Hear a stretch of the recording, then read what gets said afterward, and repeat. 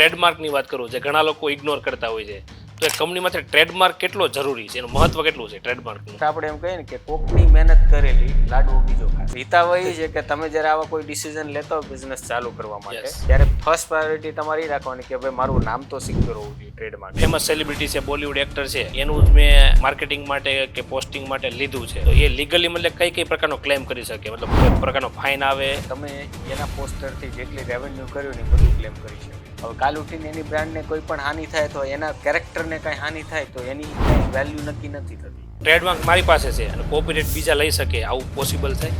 Possible છે, પણ તમને ઓપ્શન્સ આપે છે ગવર્નમેન્ટ. તમને જો આવું કોઈ પણ કાર્ય કોઈ કરેલું હોય તમારે ધ્યાનમાં આવે તો તમે એને ઓપોઝ કરી શકો, પણ જો તમે એક્શન નહીં લો તો કોઈ કરી જશે. કોઈ વ્યક્તિને ધંધો ચાલુ કરવો તો એને શરૂઆતમાં કઈ વસ્તુનું ધ્યાન રાખવું જોઈએ અને કેવી રીતે આગળ વધવું જોઈએ? આપણે પહેલા તો એ નક્કી કરવું પડે જવાબદારી કેટલી લેવી. કઈ પ્રકારની જવાબદારી? એક પાર્ટી છે કે જેણે જ્યારે ટ્રેડમાર્ક 1990-91 ની સાલ પહેલેથી ટ્રેડમાર્ક લીધા કરે, એ એના લગભગ 50થી પ્લસ ટ્રેડમાર્ક રજીસ્ટર છે. તો એણે પોતાના યુઝેસ રાઇટ છે ને બીજાને ટ્રાન્સફર કરેલા અને એનું એ રેન્ટ એઝ અ રોયલ્ટી લે છે. સમજો કે એનું ઇન્વેસ્ટમેન્ટ એ સમય હશે 2-2.5 લાખ રૂપિયા. આજે એની ઇન્કમ જ મંથલી 3 લાખ રૂપિયા. કોઈ મોટી કંપની છે, કોઈ પણ કંપની છે, એનો લોગો, કોપીરાઇટ છે, બધી વસ્તુ એમની પાસે છે, હું કલર ચેન્જ કરી અને યુઝ કરી શકું કે ના કરી શકું? બિગ બ્રાન્ડ્સ કંપની છે એને તો ઓલરેડી પોતાનું આઈપી મેનેજમેન્ટ ટીમ રાખેલી છે. એનું કામ હોય છે કે આ વોચ કરવાનું. તમે જેવું આ કંઈ પણ સ્ટેપ લીધું એટલે તરત જ તમને પેલી ચોક્કસ નોટિસ આપી દેશે કે ભાઈ તમે અમારા બ્રાન્ડની કોપી કરી છે, તમે આ નામ હટાવી. જો તમે આમ નહીં કરશો તો અમે માની લો કોઈ કંપની છે, પ્રોડક્ટ સારી, સર્વિસ સારી આપે છે, ત્યારે પ્રોફિટેબલ નથી, હજી કંપની લોસ કરે છે અને એમને આઈપીઓ લાવવું હોય તો એલિજિબલ થાય ખરી? ઇનિશિયલી જેમને ફંડની રિક્વાયરમેન્ટ છે. નમસ્કાર દોસ્તો, આજના આ પોડકાસ્ટના આપણા જે ગેસ્ટ છે એ એવા વ્યક્તિ છે કે કોઈ પણ ઇન્ડસ્ટ્રીની અંદર બિઝનેસ કરતા લોકો જ્યારે એમણે પોતાનો બિઝનેસ ચાલુ કરેલો હોય અથવા તો કોઈને પોતાનો નવો બિઝનેસ ચાલુ કરવો છે તો પોતાના બિઝનેસને કઈ રીતે રજીસ્ટર કરવો જોઈએ, કઈ કઈ વાતનું ધ્યાન રાખવું જોઈએ, પોતાનો બિઝનેસ છે ને પ્રાઇવેટ લિમિટેડ યા તો પાર્ટનરશિપમાં પોતાનો બિઝનેસ છે એની અંદર કઈ કઈ પ્રકારના ટ્રેડમાર્ક રજીસ્ટ્રેશન લેવા જોઈએ, આ બધી વસ્તુનું નોલેજ આપણા આજના ગેસ્ટ છે જે કિરણભાઈ ધાનાણી, એમની પાસેથી આપણે આ પોડકાસ્ટની અંદર લેવાની કોશિશ કરશું. અને એમની પાસે આ ફિલ્ડનો સારો એવો અનુભવ છે, ઘણા બધા બિઝનેસમેન સાથે એમણે વર્ક કરેલું છે, અલગ અલગ ઇન્ડસ્ટ્રીમાં કઈ કઈ પ્રકારની ચેલેન્જીસ આવે એમની પાસે સારો એક્સપિરિયન્સ છે. તો જો તમે એક બિઝનેસમેન છો અથવા તો તમે પોતાનો બિઝનેસ ચાલુ કરવા માગો છો તો ચાલુ કરતી વખતે પણ લોકો કઈ કઈ પ્રકારની મિસ્ટેક કરતા હોય છે અને એ મિસ્ટેકથી તમારે બચવું છે, તો આ પોડકાસ્ટને તમારે એન્ડ સુધી જરૂરથી જોવો જોઈએ.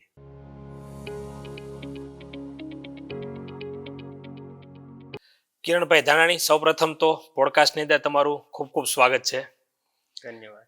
આ પોડકાસ્ટનો મારો મેઇન પર્પઝ શું છે એ તમને પહેલા થોડું ક્લિયર કહી દઉં, જેથી આપણે ડિબેટ કરવા માટે, વાતચીત માટે બહુ ઈઝી પડે.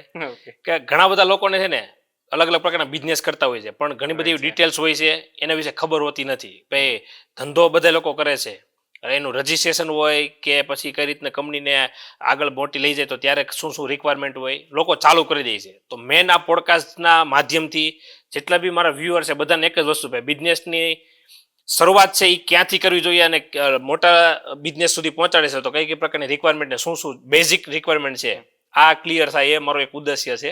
ઓકે, તો સૌપ્રથમ એ જ મને કહો કે કોઈ વ્યક્તિને ધંધો ચાલુ કરવો હોય તો એને શરૂઆતમાં કઈ કઈ વસ્તુનું ધ્યાન રાખવું જોઈએ અને કેવી રીતે આગળ વધવું જોઈએ? તો બેઝિકલી છે ને ધંધો ચાલુ કરવા માટે આપણે પહેલા તો એ નક્કી કરવું પડે કે જવાબદારી કેટલી લેવું. ઓકે, કે ભાઈ હું એઝ અ બિઝનેસ ચાલુ કરું છું તો હું રિસ્પોન્સિબિલિટી કેટલી લઈ શકું છું. પ્લસ પછી સેકન્ડ ફેઝમાં આવે કે ભાઈ ટેક્સેશન. ઓકે, કે ભાઈ હું કોઈ પણ એન્ટિટી ચાલુ કરું તો ટેક્સેશન કઈ રીતનો રહેશે. પછી હું એને એક એક્સપાન્ડ કરવું છે તો મારી ફંડ જે રિક્વાયરમેન્ટ છે એ ક્યાંથી આવશે, weather it is from bank કે કોઈ એન્જલ ઇન્વેસ્ટર આવશે, વેન્ચર કેપિટલ આવશે કે કઈ રીતે. ઓકે, પછી જે હું બિઝનેસ કરવા માંગુ છું એ લોકલી કરવો છે, ગ્લોબલી કરવું છે, ઓકે, ઈ છે. પ્લસ તમારી અંદર જે બિઝનેસના કોઈ પણ તમે એમ્પ્લોય હાયર કરશો તો એની terms and condition, privacy policy, non disclosure agreement, આ બધી વસ્તુ પહેલા બેઝિક છે કે જે ધંધો ચાલુ કરતા પહેલા આટલું લિસ્ટ તમારે બેઝિક હોવું જોઈએ. ચાલુ કરીએ ત્યારે જ હોવું જોઈએ. કારણ કે તમે એક ચાલુ કરી દીધા પછી તમે એમ કહો કે ભાઈ હું જવાબદારી નથી લેવા માંગતો કે આમાં ટેક્સેશન વધારે લાગે છે, તો એ પાછું સ્ટ્રક્ચરલ એક વખત ફાઉન્ડેશન બની ગયું પછી થોડું પાછું તોડીને નવું બનાવવા જવાય. બરાબર. જવાબદારીની તમે વાત કરો તો કઈ કઈ પ્રકારની મતલબ જવાબદારી? સમજો મારે જ બિઝનેસ ચાલુ કરવો છે તો મતલબ કઈ પ્રકારની જવાબદારી? તો જવાબદારી એટલે કેવું કે એક્ઝામ્પલ તમને દઉં કે હું આજે કોઈ પણ ધંધો ચાલુ કરું છું, હમ. તો કાલ ઉઠીને ધંધામાં કંઈ પણ થાય એ રિસ્ક જે લાગવાનું છે એ મારી પર્સનલ લાયબિલિટી બનવાની છે કે નહીં. ઓકે. હવે જેમ કે હું તમને કહું, ઇન્ડિયામાં આપણે સ્ટ્રક્ચરલ એન્ટિટી વાત કરીએ તો proprietary form, partnership form, private limited form, LLP છે, લિમિટેડ ફોર્મ છે, પછી એવી રીતે પ્રોડ્યુસર કંપની છે, નિધિ કંપની છે, સેક્શન 8 કંપની છે, એટલે આપણે જનરલી ટ્રસ્ટ ટાઈપની કંપની. ઓકે. તો આ બધી કંપની. હવે આ બધામાં કોમન ડિફરન્સ શું છે? જેમ કે એક્ઝામ્પલ તરીકે આપણે સોલ પ્રોપ્રાઇટરની વાત કરીએ, ઓકે, તો એમાં કંઈ પણ તમે કરશો તો એ 100% તમારી ફૂલ્લી લાયબિલિટી તમારી છે. ઇન્ડિવિજ્યુઅલ મતલબ રહેશે. ઇન્ડિવિજ્યુઅલ તમારી. એટલે એનો આ જો આપણે એક કોવિડ આવ્યો હતો, તો માન લો કે તમારી બેંકના હપ્તા ચાલુ છે, કોવિડ સમયે બધાની સિચ્યુએશન એવી હતી કે તમે નથી ભરી શકતા, તો એ સમયે તમારી personal liability in the sense કે તમારી જે પોતાના નામ પર જે પ્રોપર્ટી છે ઈ હોતે કવર અપ થઈ જાય લાયબિલિટીમાં, પ્રોપર્ટીમાં હોય ત્યારે. હવે એની જગ્યાએ તમે માન લો કે પ્રાઇવેટ લિમિટેડ કંપની છે, તો એનો રૂલ્સ એવો છે કે તમારી લાયબિલિટી છે ને એ લિમિટેડ છે. લિમિટેડ ઇન ધ સેન્સ તમે જે તમારી કંપનીમાં as a private limited as a share holder તમે જે ઇન્વેસ્ટમેન્ટ કર્યું છે એ ઇન્વેસ્ટમેન્ટ પૂરતી જ તમારી જવાબદારી છે. ઓકે. પ્રાઇવેટ લિમિટેડની અંદર એટલે માન લો કાલ ઉઠીને કંઈ પણ અનસર્ટેન બને, કંપની ક્લોઝ કરવાનો વારો આવે અથવા બેન્કરન્સીમાં જાય, તો તમારી પર્સનલ અસેટ સિક્યોર છે. ઓકે. કંપની લેવલે જે વસ્તુ થવાનું એક્શન કંપની લેવલે થવાનું હોય છે. એટલે આ પોઈન્ટ ઓફ વ્યૂ થી તમારે રિસ્પોન્સિબિલિટી નક્કી કરવું પડે કે ભાઈ મારે તળિયું જે ફાઉન્ડેશન કરવું છે, weather it is proprietor, partnership firm, private limited કે લિમિટેડમાં જવું કે LLP માં જવું. હવે પ્રોપ્રાઇટરી અને પાર્ટનરશિપ એમાં અનલિમિટેડ લાયબિલિટી છે, જ્યારે LLP, પ્રાઇવેટ લિમિટેડ આ બધામાં લિમિટેડ લાયબિલિટી શબ્દ લાગે. ઓકે, સમજાઈ ગયું. હવે સમજો કે કોઈ નાના લેવલથી બિઝનેસ ચાલુ કરવો છે, ઘણા લોકો એવો હોય છે કે ભાઈ અત્યારે ડાયરેક્ટ મોટું વિચારીને નક્કી બિઝનેસ ચાલુ નથી કરતા કે ભાઈ મારો બિઝનેસ ચાલશે તો મોટા લેવલ એક્સપાન્ડ કરી, તો આવા લોકોએ શરૂઆતમાં પ્રાઇવેટ લિમિટેડ કરવી જોઈએ કે પ્રોપ્રાઇટરથી કઈ રીતના ચાલુ કરવી જોઈએ? એ તો ધંધો ચાલુ કરવા પહેલાનું ડિસિઝન છે કે તમારે એકચ્યુઅલી તમારો ગોલ કે તમારે જે મેં કીધું કે ગ્લોબલ એક્સપાન્શન લેવલે જવું છે, તો તમારે ફાઉન્ડેશન જ મજબૂત જોશે, પહેલેથી જ મજબૂત કરવાનું. હવે તમે એમ વિચારો કે ભાઈ મારે ખાલી as a local level local player કરવું છે ને મારે લોકલ બિઝનેસ કરવો છે, મારે કઈ બહુ આઉટ સ્ટેટ કે ઇન્ડિયા બહાર કે આઉટ ઓફ ઇન્ડિયા નથી જવું, ઓકે, તો તમે પ્રોપ્રાઇટર પાર્ટનરશિપ ચૂઝ કરી શકો. ઓકે. અને તમને હોય કે ભાઈ મારે આગળ જઈને મોટું થવાનું છે 2-5 વર્ષ પછી, ઓકે, તો આપણી પાસે એવો ઓપ્શન છે કે પ્રોપ્રાઇટરને તમે પ્રાઇવેટ લિમિટેડમાં કન્વર્ટ કરો અથવા પાર્ટનરશિપને તમે પ્રાઇવેટમાં લઈ જાઓ, કારણ કે કોસ્ટ તમારે વધશે. જ્યારે તમે કન્વર્ઝેશન કરશો ત્યારે કોસ્ટ લેવલ વધશે. કાં તો તમે પહેલેથી કરો કાં તો તમે પાછળથી તમે ડિસિઝન લઈ શકો. ઓકે. અત્યારે તમે કોસ્ટની વાત કરી, તો સમજો કંપની રજીસ્ટ્રેશન કરી ત્યારે કયા કયા પ્રકારના કોસ્ટ લાગતા હોય છે? જો બેઝિકલી છે ને તમે LLP કે પ્રાઇવેટ લિમિટેડ આ જે કોસ્ટ સ્ટ્રક્ચર છે ને એમાં નોમિનલ છે. 6 થી 10,000 રૂપિયામાં તમારી કંપની રજીસ્ટ્રેશન થઈ જતી હોય છે, વેધર ઇટ ઇઝ LLP હોય કે પ્રાઇવેટ લિમિટેડ હોય. ઓકે, 6 થી 10,000 માં. હા. જ્યારે સોલ પ્રોપ્રાઇટર છે એમાં તો કંઈ હોતું નથી, એક GST નંબર ને એક ઉદ્યોગ આધાર જે આપણે MSME કહીએ છીએ, રજીસ્ટ્રેશન કરો એટલે તમારી સોલ પ્રોપ્રાઇટર. પાર્ટનરશિપ ફોર્મ હોય તો અત્યારે આપણે 500 રૂપિયાના સ્ટેમ્પ પેપર ઉપર તમે નોટરી કરાવો, લખાણ કરો, પાર્ટનરશિપ ડીડ કહીએ આપણે એને.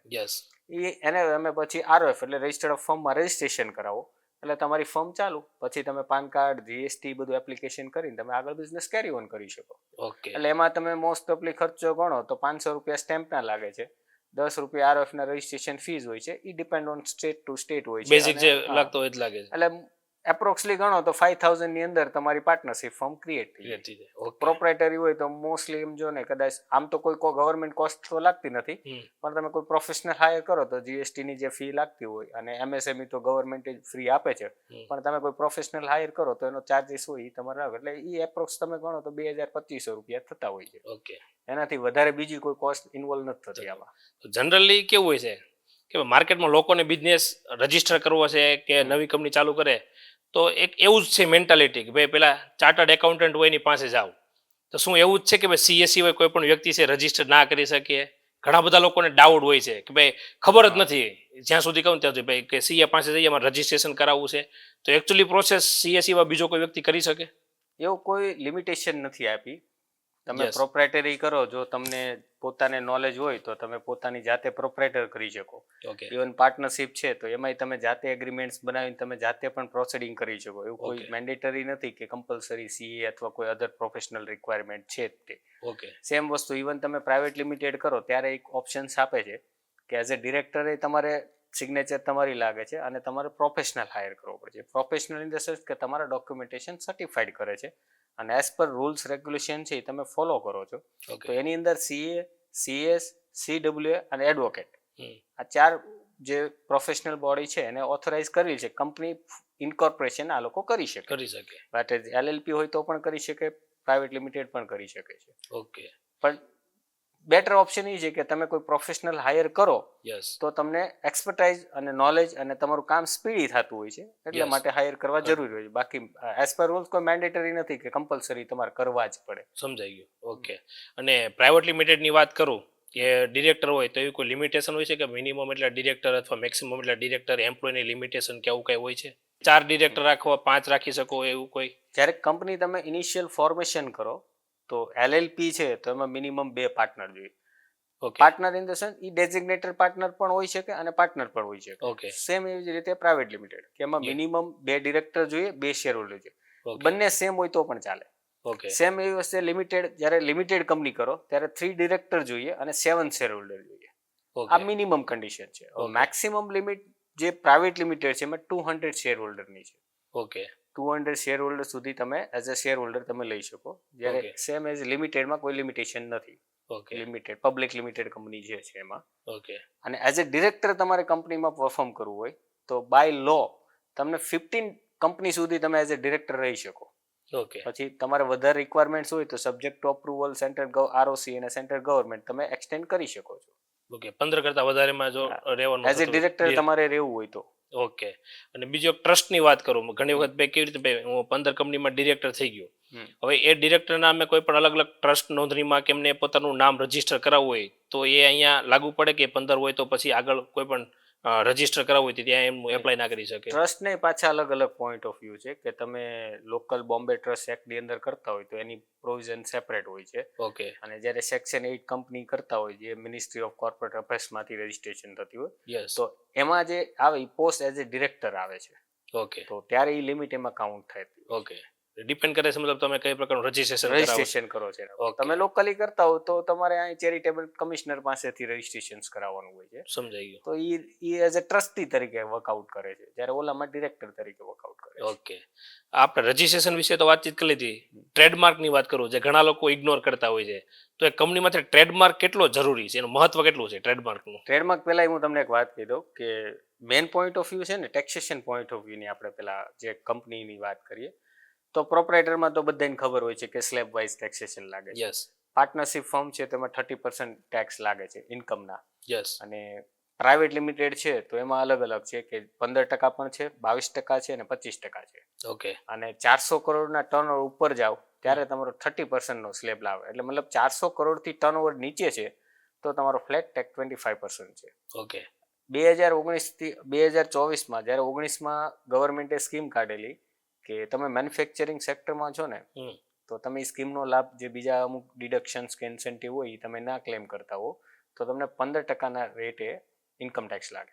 ઓકે અને અમુક સબ્જેક્ટ ટુ કન્ડિશન 22% પણ છે અને તમારું 400 કરોડ ટર્નઓવર કરતાં નીચે છો તો ફ્લેટ તમને 25% પ્લસ એની ઉપર 4% છે જ છે એટલે સમજો ને 1% બીજો લાગે એટલે 26%.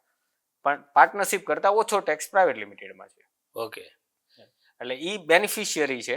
અને સેમ આપણે અમુક વસ્તુ ઘણા કહેતા હોય કે ભાઈ કોસ્ટ બર્ડન વધારે લાગે પ્રાઇવેટ Yes. લિમિટેડ કરો તો કમ્પ્લાયન્સ કોસ્ટ છે, રજિસ્ટ્રેશન એઝ મેં કીધું કે રજિસ્ટ્રેશન કોસ્ટ તો નોમિનલ 6 થી 10,000માં તમારું કામ થઈ જાય છે. યસ કોસ્ટની વાત કરો તો તમે ગમે એ કરો તો તમે પ્રોપરેટર હોય કે પાર્ટનરશિપ હોય કે ગમે હોય અકાઉન્ટિંગ, જીએસટી, ટીડીએસ આ બધું તો કોમન બધા માટે સેમ છે. યસ જ્યારે તમે પ્રાઇવેટ લિમિટેડ કે એલએલપી કે લિમિટેડ કરો છો ત્યારે સેન્ટ્રલ ગવર્મેન્ટ એટલે આરઓસીના કમ્પ્લાયન્સીસ એડિશનલ થતા હોય છે. તો ઓકે એની કોસ્ટ માનલી હાર્ડલી 20,000 થી 25,000 કદાચ એડ થતી હોય છે ડિપેન્ડ ઓન પ્રોફેશનલ કેવા તમે હાયર Okay. કરો છો એમ. Yeah. તો એ જે કોસ્ટ છે ને એ ઓલમોસ્ટ તમને જે ટેક્સેશન પોઈન્ટ ઓફ વ્યૂ જે છે કે તમે એક્ઝામ્પલ તરીકે પાર્ટનરશિપ ફોર્મ છે તો એમાં 30% છે. પ્રાઇવેટ લિમિટેડ છે તો 25% આપણે ગણી લઈએ. હમ. તો એ જે 5%નો ડિફરન્સ છે ને એમાં જ તમારી કમ્પ્લાયન્સ કોસ્ટ નીકળી જાય છે. 5%. 5% જે તમે પ્રોફિટેબલ છે Yes. એના 5% કાઉન્ટ કરો યસ. તો કદાચ હું એમ કહું કે આ બધાનું પ્રોફેશનલ તમે કવર અપ કરો, અકાઉન્ટિંગ, જીએસટી, ટીડીએસ, ઇન્કમ ટેક્સના રિટર્ન ભરવાના પ્લસ આરઓસી કમ્પ્લાયન્સ, તો કદાચ કોસ્ટ 40,000 થી 50,000 થતી હોય. હમ. એ તો subject to depends on turnover ને કેટલું છે એના બેઝ ઉપર મોસ્ટલી વર્કઆઉટ થતું હોય. ઓકે. પણ નોમિનલ કંપની છે આજે સમજી લો કે જેનું 1 શેર કરતા નીચે ટર્નઓવર છે, તો મારા હિસાબે કોસ્ટ જે કમ્પ્લાયન્સ છે 25,000 થી 30,000 રૂપિયા થતી હોય, જે almost compare to partnership firm કે પ્રોપરેટર હોય એટલું હોય. એટલે લગભગ બિઝનેસ સુટેબલ માટે સ્ટ્રક્ચર બેસ્ટ રહી છે. સમજાઈ ગયું. અને તમે જે વાત કરી કે બ્રાન્ડિંગની, યસ. તો આજના જે કલ્ચર ને યુગ છે એ પ્રમાણે તમારે બ્રાન્ડ તો હોવી જ જોઈએ. કારણ કે તમે જે મહેનત કરી છે એ કોઈ બીજો લાભ ના લઈ જાય, એના માટે તમારે પ્રોટેક્શન કરવું પડે. યસ. હવે એના માટે પ્રોટેક્શન્સ માટે છે ને ઘણી વખત ટ્રેડમાર્ક છે, કોપીરાઇટ છે, ડિઝાઇન છે, યસ. આ બધા સેક્ટરમાં તમારે સિક્યોર કરવું પડે. યસ. હવે કે એક્ઝામ્પલ કે તમે XYZ નામ રાખ્યું છે, હમ. હવે તમે રજિસ્ટ્રેશન નથી કરાવતા ઓકે. અને તમે બ્રાન્ડિંગ કે માર્કેટિંગ કે સોશિયલ કેમ્પિંગ કરો છો, ઈ કોમર્સ ઉપર સેલિંગ કરો છો, તો ઈ બ્રાન્ડ હાઇલાઇટ થાય છે બધી જગ્યાએ. હવે માન લો કોઈ રજિસ્ટ્રેશન કરાવી લેશે, ઓકે. તો એના જે પ્રોટેક્શન છે કે એવું કોઈ યુઝ ના કરી શકે એ તમે નહીં મળે. ઓકે. તો એનો લાભ જે તમારા કોમ્પિટિટર છે એ લેશે. એટલે યસ. ઇન શોર્ટ આપણે એમ કહીએ ને કે કોકની મહેનત કરેલી લાડવો બીજો ખાશે. ખાશે. બરાબર. એટલે હિતાવહ એ છે કે તમે જ્યારે આવા કોઈ ડિસિઝન લેતા હો બિઝનેસ ચાલુ કરવા માટે, યસ. ત્યારે ફર્સ્ટ પ્રાયોરિટી તમારી રાખવાની કે ભાઈ મારું નામ તો સિક્યોર હોવું જોઈએ, ટ્રેડમાર્ક. યસ. પછી એવું લાગે કે તમે કોઈ કન્સેપ્ટ ક્રિએટ કરેલા છે, કે જેમ કે એક્ઝામ્પલ કે તમે એક આર્ટથી એક તમારો લોગો તમે અલગ બનાવ્યો, ઓકે. તો એ ટ્રેડમાર્કમાં પણ આવે છે અને સેમ વસ્તુ કોપીરાઇટમાં પણ કવર થાય છે. ઓકે. તો તમારી બંને જગ્યાએ સિક્યોર કરો. ઓકે. પછી તમે માન લો કે એવું કોઈ વસ્તુ બનાવો છો ક્રિએટિવિટી, જેમ કે Yeah. મોસ્ટલી મેન્યુફેક્ચરિંગને લાગતું હોય છે. એક્ઝામ્પલ કે આ પાણીની બોટલ છે, હમ. તો આનો જે આઉટર શેપ છે, આ શેપ યસ. આ ડિઝાઇન પેટર્નમાં આવે. એટલે સેમ આ ટાઈપની બોટલ કે આ સ્ટ્રક્ચરમાં કોઈ બોટલ આવી બનાવી ના શકે. જેમની પાસે હા, હવે ઘણી વખત કેવું કે કસ્ટમરને કેવું કે બોટલ હાથમાં આમ પકડે ને તો હમ. ફીલ ગુડ આવે, યસ. બોટલ બહુ મસ્ત છે, યસ. બરાબર. તો ઈ એક વન કાઇન્ડ ઓફ આઈડેન્ટિટી છે. પછી કદાચ તમે નામ અલગ હશે પણ બોટલના શેપથી લોકો આઈડેન્ટિફાઈડ કરશે યસ. કે આ બોટલ આ ફલાણા બ્રાન્ડની બ્રાન્ડની છે. આ બ્રાન્ડની છે, કે અથવા આ બોટલ મેં થોડાક ટાઈમ પહેલા યુઝ કરી હતી, બહુ સારો રિસ્પોન્સ છે, વસ્તુ પ્રોડક્ટ સારી છે. યસ. તો ઈ પણ તમને ઇમ્પોર્ટન્ટ છે કે તમારી શેપની ડિઝાઇન પણ રજિસ્ટ્રેશન કરી કરાવી શકો. ઓકે. હવે તમે વાત કરી ટ્રેડમાર્ક અને કોપીરાઇટ. માની લો ટ્રેડમાર્ક મારી પાસે છે અને કોપીરાઇટ બીજા લઈ શકે, આવું પોસિબલ થાય? પોસિબલ છે. પણ તમને ઓપ્શન્સ આપે છે ગવર્મેન્ટ હા. કે તમને જો આવું કોઈ પણ કાર્ય કોઈ કરેલું હોય ને તમારે ધ્યાનમાં આવે હા. તો તમે એને ઓપોઝ કરી શકો. પણ જો તમે એક્શન નહીં લ્યો હમ. તો કોઈ કરી જશે. રાઇટ્સ કોની પાસે કહેવાય? સમજો મારી પાસે ટ્રેડમાર્ક છે, તમારી પાસે કોપીરાઇટ છે. નહીં. જ્યારે કોપીરાઇટમાં કોઈ પણ લોગો જાય ને તો હા. પહેલા ટ્રેડમાર્કમાં એને એનઓસી લેવું પડે.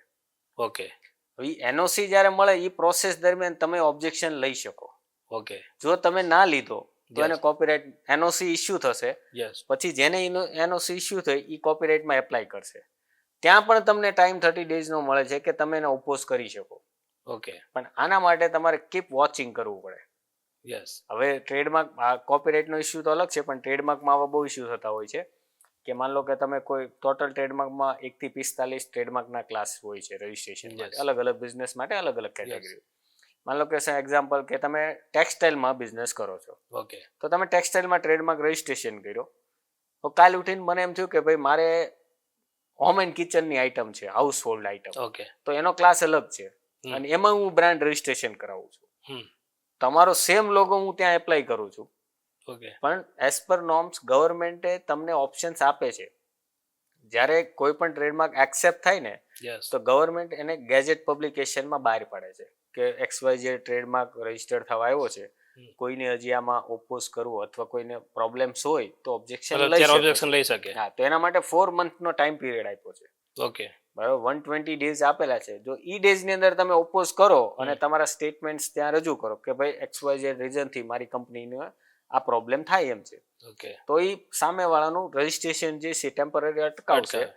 અને સામેવાળાને પણ ઓપ્શન્સ આપશે કે ઓકે તમને આ XYZ વ્યક્તિએ ઓપોઝ કરેલો છે, તમારે એને Okay. કંઈ કાઉન્ટર કરવું હોય તો તમે આપો. ઓકે. તો આ બધી વસ્તુ ગવર્મેન્ટ પબ્લિકલી કોઈ વેબસાઇટ ઉપર કે ક્યાં મતલબ એનું કોઈ પ્લેટફોર્મ હોય છે રજી? હા, ગવર્મેન્ટનું ટ્રેડમાર્કનું પ્લેટફોર્મ છે, જે કે આઈપીઆરનું આખું પ્લેટફોર્મ છે, ipindia.gov.in પર, જેમાં ટ્રેડમાર્ક, કોપીરાઇટ, ડિઝાઇન અને પેટર્ન યસ. આ બધાયનું તમે ત્યાં જોઈ શકો છો કે Okay. ઇવન કેટલા ટ્રેડમાર્ક રજિસ્ટર્ડમાં ગેઝેટમાં છે એ પણ બતાવે છે.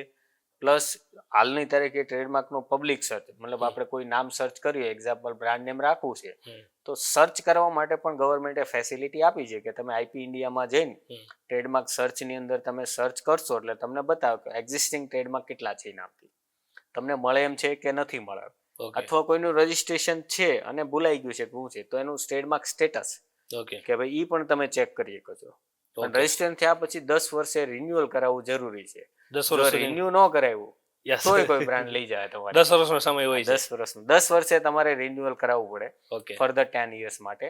ઓકે. જો તમે આ ના કરાવ્યું તો પછી તમારા જે રાઇટ છે એ જતા રહેશે અને બીજો કોઈ પણ વ્યક્તિ એ રાઇટ્સ તમે લઈ શકે. ઓકે. પણ જ્યારે 10 વર્ષ પૂરા થાય ત્યારે સમજો ગવર્મેન્ટ તરફથી કોઈ ચાન્સીસ આપે કે ભાઈ ઓલરેડી આના પ્રોસેસ માટે બીજા કોઈ વ્યક્તિ રિન્યુ કરાવે છે કે એ તો તમારું જ્યારે એક્સપાયરેશન હોય ને એ પહેલા તમને 1 year ઓલમોસ્ટ 1 year પહેલા તમને એક નોટિસ આવે છે ગવર્મેન્ટ તરફથી. ઓકે. કે તમારો ટ્રેડમાર્ક 100 તારીખે રિન્યુઅલ છે તો એ પહેલા તમે રિન્યુઅલ કરાવો. ઓકે. જો જે તે સમયે તમે ટ્રેડમાર્ક એપ્લાય કર્યો હોય અને તમે અટોર્ની હાયર કરેલા હોય તો એ અટોર્નીને જાય છે નોટિસ કે તમારો ક્લાયન્ટ છે એના ટ્રેડમાર્ક આ રિન્યુઅલમાં આવ્યો છે તો તમે આને ઉપર રિન્યુ કરાવો. જો ના કરાવો તો તમારા રાઇટ્સ જતા રહે. ઓકે. અને એ રાઇટ્સ જે દિવસે એક્સપાયર થાય છે પછી ગવર્મેન્ટ 1 year નો એક્સ્ટ્રા ટાઈમ આપે છે વિથ પેનલ્ટી તમે કરી શકો. 1 વર્ષ સુધી 10 વર્ષ પછી 1 વર્ષ મતલબ 11 years. તમે 10 થી જે 11મા વર્ષનો પીરિયડ છે એમાં પેનલ્ટી ભરીને તમે રિન્યુ કરાવી શકો. ઓકે. પણ જો તમે 1 વર્ષથી પાછી ચૂકી ગયા તો પછી જતો રહે, તો પછી તમારે નવેસરથી જ આખી પ્રોસિડિંગ કરવી પડે. ઓકે. અને માની લો કે કોઈ મોટી કંપની છે, કોઈ પણ કંપની છે, એનો લોગો કોપીરાઇટ છે, બધી વસ્તુ એમની પાસે છે, હું કલર ચેન્જ કરી અને યુઝ કરી શકો કે ના કરી શકો? ના કરી શકો. કલર ચેન્જ કરીને આપણે કલર તમે કોઈ પણ ચેન્જ કરશો એટલે જે બિગ બ્રાન્ડ્સ કંપની છે એને તો ઓલરેડી પોતાનું આઈપી મેનેજમેન્ટ ટીમ રાખેલી હોય છે. યસ. એનું કામ હોય છે કે આ વોચ કરવાનું. યસ. તમે જેવું આ કંઈ પણ સ્ટેપ લીધું એટલે તરત જ તમને પેલી ચોક્કસ નોટિસ આપી દેશે કે ભાઈ તમે અમારા બ્રાન્ડની કોપી કરી છે, તમે આ નામ હટાવી લો. જો તમે આમ નહીં કરશો તો અમે લીગલ એક્શન્સ લેશું. ઓકે. જો પછી તમે આવું નથી કરતા તો તમારી ઉપર કોર્ટ કેસ દાખલ કરીને તમને આગળની કાર્યવાહી કરાવે છે. ઓકે. આમાં ફાઇન ભરવો પડતો હોય છે કે શું શું પેનલ્ટી આવી શકે? ડિપેન્ડ્સ હોય છે કોર્ટ ટુ કોર્ટ ને કેવું કામ છે એના ઉપર. તમે એનાથી સામેવાળી બ્રાન્ડને મોટી હાનિ પહોંચાડી હોય તો તમારે એની લાયબિલિટી ચૂકવવી પડે. અને તમે જે ઇનિશિયલ ફેઝ પર છો તો તમારે એ પ્રમાણે એક્શન લે. પણ બેટર ઓપ્શન નહીં છે કોઈનું કોપી કરવું એની કરતાં તમે તમારી પોતાની ક્રિએટિવિટી કરો, રજીસ્ટર કરી લો. પોતાની ક્રિએટિવિટી રજીસ્ટર કરશો તો એનો જે રાઇટ્સ અને એનું જે તમે લાભ છે એ આવનારા સમયમાં મળશે. યસ. કોઈની મહેનત તમે લેશો તો આજ નહીં તો કાલ તમારે ફસાવાનું તો છે. યસ. અને આ કોપીરાઇટ અને ટ્રેડમાર્કમાં મુખ્ય ડિફરન્સ શું હોય આમ જોઈએ તો? મેજર ડિફરન્સ કયો કઈ? ટ્રેડમાર્ક છે ને જનરલી આપણે ગુડ્સ ઉપર હોય, ગુડ્સના નામથી લોકો વેચાતું હોય. જ્યારે કોપીરાઇટ એટલે વન કાઇન્ડ ઓફ આર્ટ, આપણે વન કાઇન્ડ ઓફ આર્ટ કહેવાય. જેમ કે એક્ઝામ્પલ કોઈ લોગો તમે બનાવો તો એમાં આર્ટની ક્રિએટિવિટી આવે, બરાબર? તો એ લોગો જે છે ને એ ટ્રેડમાર્કમાં આર્ટની અંદર રજીસ્ટ્રેશન થાય એઝ અ કોપીરાઇટ. ટ્રેડમાર્ક વસ્તુ અલગ છે, કોપીરાઇટ અલગ છે. પછી તમે કોઈ બુક લખી છે તો એ કોપીરાઇટમાં આવે. કોઈ મ્યુઝિકલ ટ્યુન બનાવી છે તો કોપીરાઇટ્સમાં આવે. કોઈ તમે જેમ કે રીલ્સ બનાવો અથવા કોઈ વિડીયોગ્રાફી અથવા ફિલ્મોટોગ્રાફી કરો, સિનેમેટોગ્રાફી ને એવું, તો એ બધા કોપીરાઇટ્સની અંદર આવે. ઓકે. તો બેઝિકલી કોપીરાઇટ આટલા સેક્શન્સની અંદર તમારું થાય. ઓકે, સમજાઈ ગયું. અને માની લો કે કોઈ કોમન કન્ટેન્ટ છે, એક્ઝામ્પલ તરીકે વાત કરું કે ભાઈ કોઈ ગ્રાફિક ડિઝાઇનિંગની કોઈ પોસ્ટ છે, એનો કોઈ કોમન કન્ટેન્ટ છે. સમજો કે એક્ઝામ્પલ તરીકે હું તમને ખાલી ગુડ મોર્નિંગનો જ કન્ટેન્ટ છે, તો આ કન્ટેન્ટ શું કોઈ વ્યક્તિ કોપીરાઇટ કે પોતાનો રાઇટ્સ લઈ શકે કે જે ઓપન ફોર ઓલ કોઈ હજી નથી કરાવેલો તો લઈ શકે છે? તમે જે એક્ઝામ્પલ તરીકે એક પોસ્ટર બનાવ્યું, ઓકે, પોસ્ટરમાં જે અમુક કન્ટેન્ટ્સો તમે લખતા હોય જે યુનિકનેસ અમુક હોય છે, યસ, તો એ વન કાઇન્ડ ઓફ તમે સમજો ને કે આપણે કોઈ બુક લખતા હોઈએ તો બુકનો એક પેજ છે, યસ, તો એ કન્ટેન્ટના હિસાબે કોઈ ફોટોગ્રાફી છે અથવા તમે એક ફોટોગ્રાફ બનાવો તોય પણ કોપીરાઇટમાં આવે. ઓકે. એટલે તમે એવું નથી કે કોપીરાઇટમાં મોસ્ટલી કવર થતું હોય, પણ એનો જે કન્ટેન્ટ, પ્રોડક્ટ શું છે, કઈ રીતનું છે, એનું આઈડેન્ટિફિકેશન, રાઇટ ક્લાસ ચૂઝ કરવું પડે કે ભાઈ મારે આ કેમાં જશે.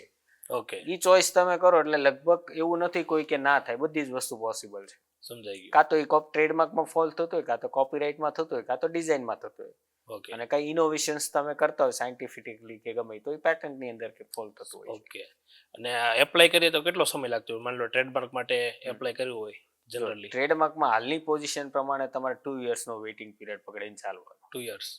પણ મિસકન્સેપ્ટ એ છે કે લોકો છે ને જનરલી આજની તારીખે ટ્રેડમાર્ક એપ્લાય કરે છે, હમ.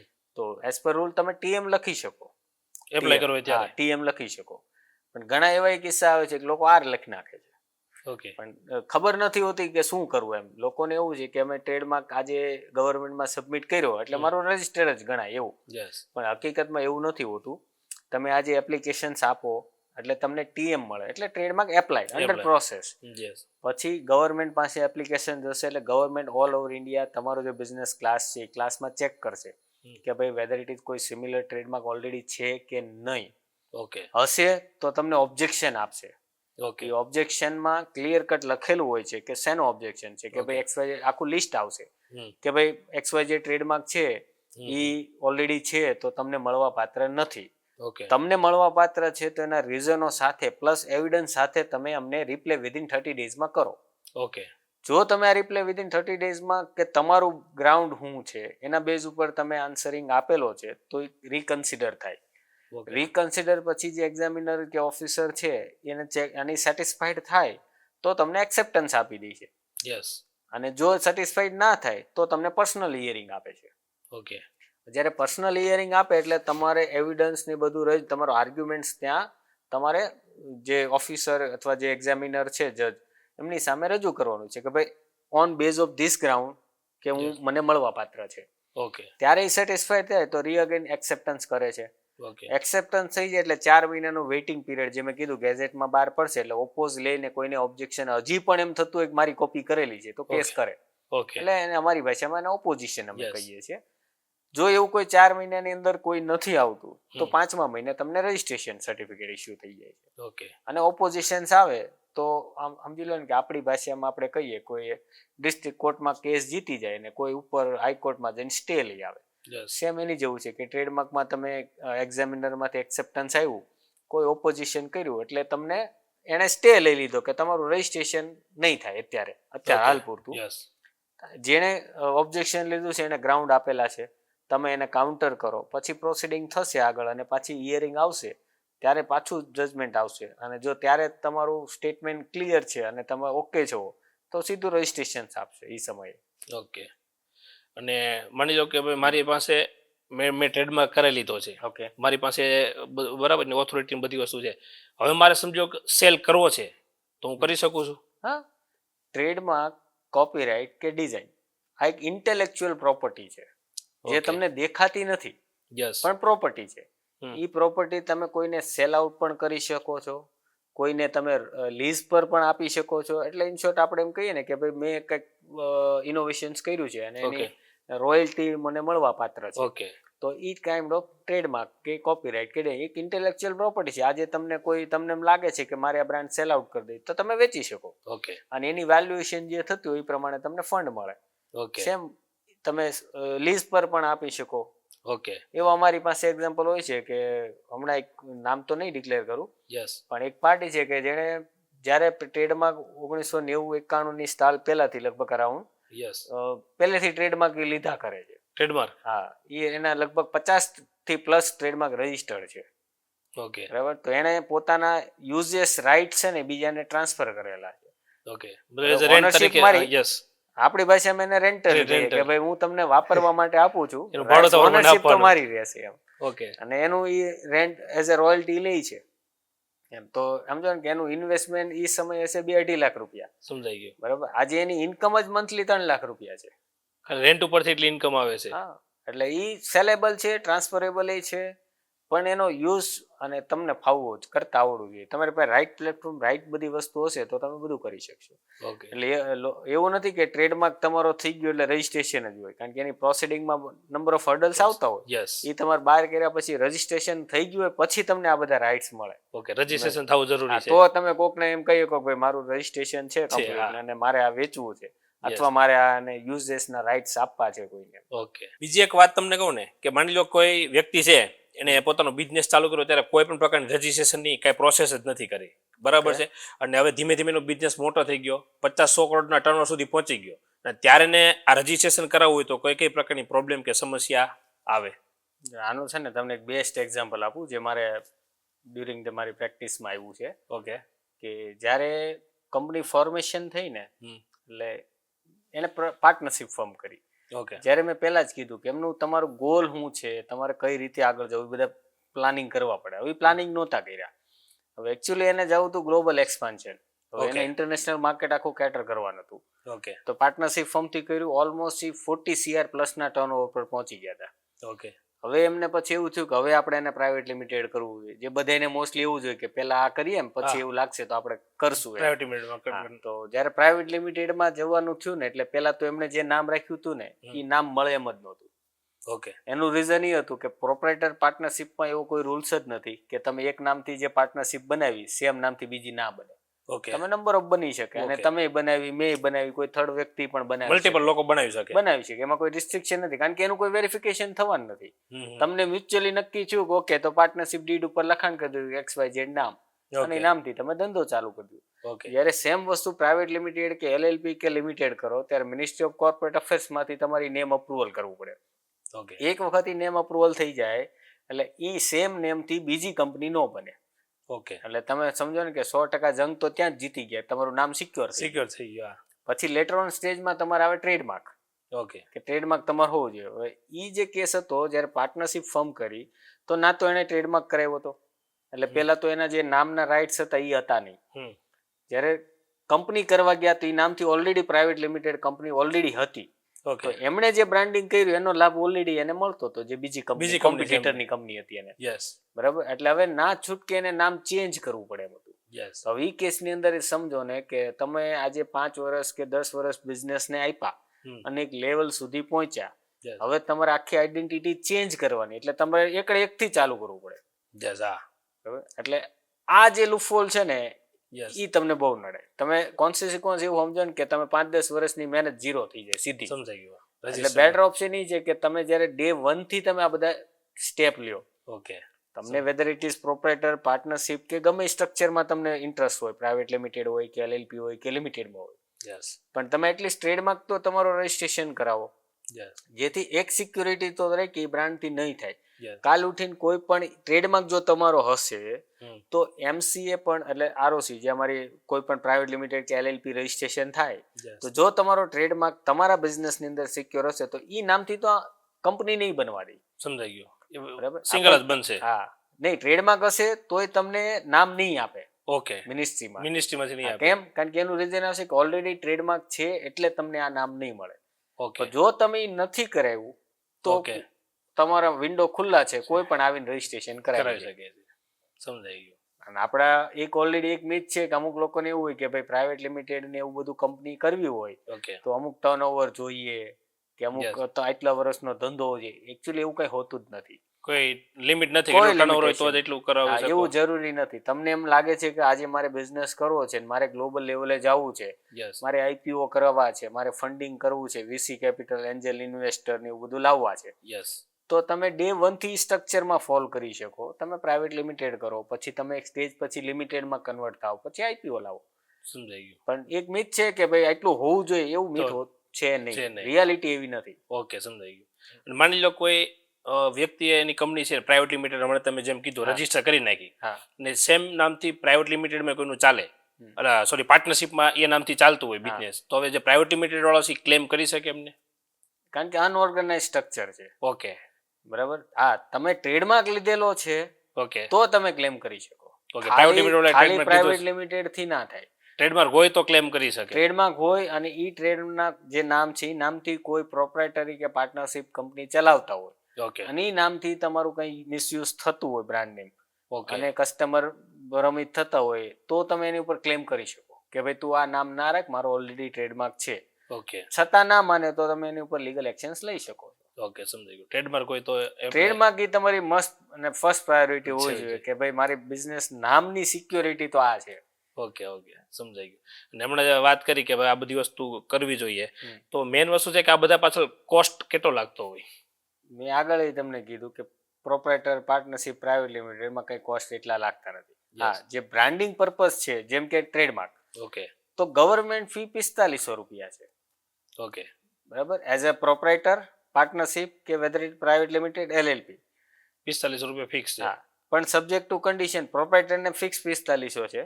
ઓકે પાર્ટનરશિપ ફર્મ હોય, પ્રાઇવેટ લિમિટેડ હોય, LLP હોય કે લિમિટેડ હોય, ઓકે જો આમાં તમે સ્ટાર્ટઅપ અથવા MSME છો ઓકે તો ઓફિશિયલ ગવર્મેન્ટ ફી 9000 રૂપિયા છે. ઓકે તો 50% MSE ના લીધે તમને ડાયરેક્ટ ડિસ્કાઉન્ટ મળે છે, એટલે બાય ડિફોલ્ટ તમારી પણ 4500 ફીસ થઈ જાય છે. ઓકે અને પછી તમે જાતે પણ ટ્રેડમાર્ક એપ્લાય કરી શકો. જો તમને કોઈ પ્રોફેશનલ તમારે હાયર નથી કરવા તો તમે જાતે કરી શકો. તમને એમ લાગે કે ભાઈ મને ઇનસિક્યોર છું કે જાતે પ્રોસિડિંગ મારે નથી કરવું, યસ તો તમે કોઈ અટોર્ની હાયર કરો ટ્રેડમાર્કના, અને એના થ્રુ તમને કરાવો તો એનો જે ચાર્જ હોય એ તમારે એક્સ્ટ્રા લાગે. ઓકે પણ ગવર્મેન્ટ ફી તમારે 4500 છે. અને અધર કેસીસ હોય તો 9000 રૂપીસ તમારે પે કરવા. ઓકે અધર એટલે કે જે મોટી કંપની છે જેની પાસે MSME કે સ્ટાર્ટઅપ નથી, ઓકે અને એ લોકો બધા 9000 રૂપીસ પે કરવા પડે. ઓકે. અને સ્ટાર્ટઅપ ઇન્ડિયાની અંદર રજીસ્ટ્રેશન માટેની કેવી કોઈ પ્રોસેસ કે કઈ રીતના હોય છે? એ મોટો ક્વેશ્ચન છે કે અત્યારે મારે જે હમણાં એક કિસ્સો રિસેન્ટલી આવ્યો હા. કે એઝ પર ગવર્મેન્ટ નોર્મમાં એવું કીધું છે કે ભાઈ પ્રોપ્રાઇટરી સ્ટાર્ટઅપમાં ફોલ ના થાય. ઓકે તો મારે રિસેન્ટલી જ હમણાં એક કિસ્સો આવ્યો હા કે ભાઈ પ્રોપ્રાઇટરી ફર્મ છે, સ્ટાર્ટઅપ માટે એપ્લાય કરેલા છે, બરાબર. હા હવે એ કન્સલ્ટન્ટ કોણ હોય આપણને તો આઈડિયા નથી, પણ એ ભાઈને એટલી નથી ખબર કે પ્રોપ્રાઇટરને સ્ટાર્ટઅપ નથી મળતું. યસ સ્ટાર્ટઅપ માટે ગવર્મેન્ટે એલિજિબિલિટી ક્રાઇટેરિયા નક્કી કર્યા છે કે ભાઈ પહેલા તો તમારી રજિસ્ટર્ડ પાર્ટનરશિપ ફર્મ હોવી જોઈએ, પહેલો ઓપ્શન. યસ સેકન્ડ, તમે LLP હો. થર્ડમાં કાં તો તમારી પ્રાઇવેટ લિમિટેડ. ઓકે આ ત્રણ જે એન્ટિટી છે એને સ્ટાર્ટઅપમાં રિકોગ્નાઇઝેશન મળે છે. ઓકે ફર્સ્ટ એલિજિબિલિટી આ થઈ ગઈ. Yes. સેકન્ડમાં તમારી પાસે પ્રોડક્ટ કે સર્વિસ ઇનોવેટિવ હોવી જોઈએ, યસ સ્કેલેબલ હોવું જોઈએ બિઝનેસ કે જેમાંથી રેવન્યુ જનરેટ કરી શકો, યસ અને એમ્પ્લોયમેન્ટ જનરેશન થવું જોઈએ. ઓકે આ બધું તમારી ક્રાઇટેરિયા આઈડિયામાં એમના કે છે. બિઝનેસમાં હોય તો તમે એલિજિબલ થાવ. ઓકે બાકી કોઈ ઓપ્શન નથી કે નથી. પ્રોપ્રાઇટરને પણ કરી શકે એમ. ઓકે. પણ ઘણી વખત આવી રીતના લોકોને એટલું નોલેજ નથી, અવેરનેસ નથી, એના હિસાબથી મિસગાઈડ થતા હોય છે ને આવી રીતના. મિસગાઈડ થતા હોય છે ને કેવું હોય છે કે લોકોને એવું હોય છે કે ભાઈ હું કરાવી લઉં, યસ પણ એકચ્યુઅલી શું નોર્મ છે, શું ક્રાઇટેરિયા છે, ગવર્મેન્ટની વેબસાઇટ છે સ્ટાર્ટઅપ ઇન્ડિયામાં. ઓકે તમે ગૂગલ પર સર્ચ કરશો સ્ટાર્ટઅપ ઇન્ડિયા એટલે તમને આખું બધું આપે જ છે. અને યસ ગવર્મેન્ટ પ્રમોટ કરે છે કે ભાઈ આ જ એલિજિબિલિટી ક્રાઇટેરિયા છે, આમાં બધી નોર્મ્સ કન્ડિશન બધી મૂકેલી છે. યસ પણ લોકો એ પણ તસદી નથી લેતા, અને પછી આવી રીતે અમુક હોય કન્સલ્ટન્ટ કે ગમે એ લોકો કે આવી સ્કીમ બોલવીને એમને પૈસા લઈ લેતા અને લોસ કરાવે છે, Okay. કરે છે ઓલરેડી. ઓકે અને પછી એને રિયલાઇઝ થાય છે કે ઓકે મને તો મળવા પાત્ર નથી છતાં હું આ એપ્લાય કરવા જતો હતો. ઓકે. મતલબ એને એક ખોટી આશા આપે છે કે ભાઈ તમારું રજીસ્ટ્રેશન થઈ જશે, હા. પણ ગવર્મેન્ટના નોર્મ્સ પ્રમાણે નથી પોસિબલ જ હોતું. નથી. હા. ઓકે. હમણાં તમે વાત કરી ફંડિંગ રિલેટેડ, હા. તો ફંડિંગ માટે મતલબ કઈ રીતે કોઈ એલિજિબિલિટી હોય છે કે સમજો કે પ્રાઇવેટ લિમિટેડ માટે અલગ હોય છે, LLP માટે અલગ હોય છે, કે કઈ રીતના મતલબ હોય છે ફંડિંગ માટેનું? ફંડિંગમાં છે ને આપણે જો પહેલો પોઈન્ટ આપણે સ્ટાર્ટઅપમાં એક્ઝામ્પલ તરીકે તમે રિકોગ્નાઇઝ થઈ ગયા. ઓકે આપણે લેટ્સ એક્ઝામ્પલ કે તમારી પ્રાઇવેટ લિમિટેડ કંપની છે, ઓકે તમને સ્ટાર્ટઅપ મળી ગયું છે. ઓકે પછી ગવર્મેન્ટ ફંડ માટે ઓપ્શન્સ આપે છે. તમે સ્ટાર્ટઅપ ઇન્ડિયાની વેબસાઇટ પર જ જશો ને ત્યાં Yes. તમારું લોગિંગ સેપરેટ હશે. ઓકે એ લોગિંગની અંદર તમને ગવર્મેન્ટની સ્કીમો છે. હું આપણે 2-4 સ્કીમની થોડીક શોર્ટ Yes. બ્રીફિંગ તમને કરી દઉં કે એક તો સીડ ફંડ છે. હમ તો ગવર્મેન્ટ એમાં તમને ગ્રાન્ટ આપે છે, બરાબર. તો એનો પણ તમે લાભ લઈ શકો કે જ્યારે તમે માર્કેટમાં પ્રોડક્ટ અથવા સર્વિસ પેનિટ્રેટ કરવાની હોય, માર્કેટમાં લોન્ચ કરવી છે, તો એ પહેલાં તમે આ વસ્તુનો લાભ લઈ શકો. ઓકે કન્ડિશન એ છે કે તમારી પાસે જે સ્ટાર્ટઅપના ક્રાઇટેરિયા છે, સ્કેલેબલ, ઇનોવેશન્સ, એમ્પ્લોયમેન્ટ જનરેશન, આ પ્રમાણે હોવું જોઈએ, તો Yes. તમને ગ્રાન્ટ મળવા પાત્ર છે. પછી એ જ પ્લેટફોર્મની અંદર આપણે સમજી લો કે ક્રેડિટ ગેરંટી સ્કીમ છે, હમ બરાબર. તો એની અંદર તમને 10 CR સુધી અનસિક્યોર લોન પ્રોવાઈડ થાય છે, ઓકે. બરાબર. તો ઈ ક્રાઇટેરિયા પણ એના હોય છે. બધાના ક્રાઇટેરિયા અલગ અલગ હોય છે, પણ તમને તમે એક વખત રિકોગ્નાઇઝ થશો તો તમારા વિન્ડો બધા ખુલશે. યસ અને ગવર્મેન્ટનું સ્ટાર્ટઅપમાં એમાં ને એમાં ઓપ્શન છે કે તમને એ લોકો જે ઇન્વેસ્ટર છે ને એનું ઓટોમેશન, જે આપણે AI through match making system provide કરે છે. ઓકે કે માન લો કે તમે તમારે એમાં આઈડિયા પ્રોજેક્શન્સ ને બધું જે તમારું પિચ ડેક કહીએ એ તમે પુટઅપ કરો, ઓટોમેટિક તમને ઇન્વેસ્ટરની પ્રોફાઇલ યારે મેચિંગ કરશે અને તમે પછી એની યારે Yes. કનેક્શન એસ્ટાબ્લિશમેન્ટ કરી Yes. શકશો અને ત્યાંથી તમે તમારી રિક્વાયરમેન્ટ પ્રમાણે ફંડ એસ્ટાબ્લિશમેન્ટ કરી શકો. એ બેઝ ઉપર બધું વર્ક કરે આખું. હા, સમજાય. પ્લેટફોર્મ આપે જ છે પણ પ્લેટફોર્મનો યુઝ નથી કરતા લોકો. યસ તમે ખાલી વેબસાઇટનું તમે ગો થ્રુ જશો તો તમને બધા જ આઈડિયા મળી જશે. યસ એમ. અને એ સિવાય માર્કેટમાં પ્લેયર છે યસ કે જે વીસી ફંડિંગ છે, બરાબર, તો એ લોકો તમારા પ્રોજેક્ટને તમે કનેક્શન્સ બન્યા હોય તો તમે એને પિચ ડેક કરો કે XYZ રીઝનથી મારો આ પ્લાન છે, મારે એટલું ફંડની રિક્વાયરમેન્ટ છે, આ ફંડ આવશે યસ તો હું આટલો ગ્રોથ ને એક્સપેન્શન કરીશ તો આટલી પ્રોફિટેબિલિટી મળશે. ઓકે તો એ પ્રમાણે એન્જલ ઇન્વેસ્ટર છે, વેન્ચર કેપિટલાઇઝ છે, એ લોકો તમારી કંપનીમાં ઇન્વેસ્ટ કરતા હોય છે. ઓકે. અને આ સિવાય બીજા કોઈ રૂલ્સ હોય છે? સમજી લો કે તમે કીધું કે વીસી છે, કોઈ એન્જલ ઇન્વેસ્ટર છે, તો અમુક લિમિટેશનની બહાર કે ભાઈ ઓવર વેલ્યુએશન માટે ઓવર ફંડિંગ લઈ ના શકે એવા કોઈ ક્રાઇટેરિયા હોય? નહીં, એવો કોઈ ક્રાઇટેરિયા હોતો નથી, પણ હા, તમે જો સ્ટાર્ટઅપમાં છો, યસ સ્ટાર્ટઅપમાં એક બીજું એક સર્ટિફિકેશન આવે છે, આપણે કેપિટલ ગેઇન જે થતો હોય ને એનું એક્ઝમ્પશન યસ અને ઇન્કમ ટેક્સ. ઓકે તો કેપિટલ ગેઇન એક્ઝમ્પશન કેવું કે એક્ઝામ્પલ કે તમે આજે પ્રોટોટાઇપમાં છો, એટલે મતલબ તમારી પાસે એક આઈડિયા છે, હજી કોઈ તમારું વેલ્યુએશન એસ્ટાબ્લિશમેન્ટ નથી, પણ તમારું આઈડિયાનું વેલ્યુએશન થાય છે અને તમારી ઇન્વેસ્ટર એ વેલ્યુએશન જે રિપોર્ટ આવ્યો એના બેઝ ઉપર તમને ફંડિંગ કરે છે. વેલ્યુએશનના બેઝ હા, વેલ્યુએશન બેઝ પર. અને તમારી પાસે જે કેપિટલ ગેઇનનું જે એક્ઝમ્પશન સર્ટિફિકેટ લીધું છે યસ તો તમને ટેક્સ નહીં લાગે, નકર તમારે પછી કેપિટલ ગેઇન ભરવો પડે. બરોબર. એટલે બેઝિકલી એક્ઝામ્પલ દઉં કે આજે કોઈ પ્રાઇવેટ લિમિટેડ કંપની ચાલુ કરે તો એની ફેસ વેલ્યુ 10 રૂપિયા હોય શેરની. ઓકે. તો આમ શેરની કિંમત 10 રૂપિયા હોય, પણ આઈડિયા અને જે આખું જે પ્રોજેક્શન રિપોર્ટ્સ બને એના ઉપર એક વેલ્યુએશન થાય ફ્યુચરિસ્ટિક, અને વેલ્યુએશન ઉપર જો પૈસા લઈ યસ તો એ જે કેપિટલ ગેઇન જે એને આવવાનો છે, માન લો લેટ્સ એક્ઝામ્પલ 20 રૂપિયા પર શેરે તમે ફંડ લીધું, ઓકે, પણ તમારી બુક વેલ્યુ હતી 10 રૂપીસ, તો જે 10 રૂપીસ એક્સ્ટ્રા લીધા પ્રીમિયમ તરીકે યસ એ કેપિટલ ગેઇન તરીકે લાયબિલિટી, કેપિટલ ગેઇન તમારે ભરવો પડે. ઓકે. પણ જો તમારી પાસે સ્ટાર્ટઅપની અંદર કેપિટલ ગેઇનનું એક્ઝમ્પશન સર્ટિફિકેટ લીધું હોય તો તમારી ગેઇન ન ભરવો પડે. ઓકે. એમાં કઈ લિમિટેશન હોય કે એટલા ફંડિંગ સુધી ના ભરવું પડે? સ્ટાર્ટઅપનો રૂલ્સ એવો છે કે કંપનીનું કેપિટલ ઇન્વેસ્ટમેન્ટ 25 CR ઓકે અને ટર્નઓવર 100 CR. ઓકે. આ લિમિટ જ્યારે તમે ક્રોસ કરી કરો, એટલે તમને સ્ટાર્ટઅપના જે ફાયદા મળે છે એ નીકળી જાય. ઓકે. આ બે ક્રાઇટેરિયા અંદર હોય ત્યાં સુધી લાગુ પડે. ઓકે. અને સેમ વસ્તુ તમે જો ઇન્કમ ટેક્સ એક્ઝેમ્પશન પણ લીધું હોય યસ તો 3 વર્ષ કન્ટિન્યુ તમે એક્ઝેમ્પશન લઈ શકો, જેમાં તમારે ઇન્કમ ટેક્સ 0, કોઈ પણ પ્રકારનો નહીં. ઓકે. આ ગવર્મેન્ટની ઓલરેડી સ્કીમ છે, તમે આનો બેનિફિટ લઈને તમે તમારો બિઝનેસ એક્સપેન્શન એક લેવલ અપ જઈ શકો. ઓકે. અને હમણાં તમે વાત કરી આઈડિયાની, તો મારે સમજો મારો આઈડિયા છે એને એક પ્રકારનું શું કે શું કહે રજીસ્ટર કરવો, બરાબર, મારો કોઈ ન્યૂ આઈડિયા છે તો આઈડિયા અથવા નામની વાત કરું, માર્કેટમાં જોઈશ ભાઈ પોતાના નામ પણ મતલબ કોપીરાઇટ કે રજીસ્ટર શું કઈ રીતે કરી શકે? જ્યારે તમે કોઈ નામ ડિસાઈડ કરો ને, યસ, તો નામ 2 ટાઈપથી રજીસ્ટર થાય, કાં તો તમે યુઝ કરવાના છો કાં તો યુઝ કરો છો. ઓકે. ટ્રેડમાર્કના પોઈન્ટ ઓફ વ્યૂથી આ 2 પોઈન્ટ કન્સિડર થાય. યસ. કે જેમ તમે નામનું કીધું. હવે આઈડિયા એકચ્યુઅલી કોઈ એવું હોતું નથી કે આઈડિયા રજીસ્ટર, કારણ કે એક્ઝિક્યુટ થાય ના થાય નથી ખબર. આઈડિયા રજીસ્ટર મતલબ ના થાય, કારણ કે આઈડિયા એ આઈડિયા છે ને, તમે એને એક્ઝિક્યુટ કરો તો બધું થાય. ઓકે. તમે માન લો જ્યાં સુધી એક્ઝિક્યુશનમાં ન આવે ત્યાં સુધી કોઈ પણ પ્રકારનું તમે માન લો કે એક્ઝામ્પલ એક આઈડિયા લીધો કે મારે XYZ ટાઈપનો સોફ્ટવેર બનાવવો છે. ઓકે. હવે એ તમારો આઈડિયા છે, પણ તમે સોફ્ટવેર જો બનાવ્યો તો એ કોપીરાઇટમાં રજીસ્ટ્રેશન થાય.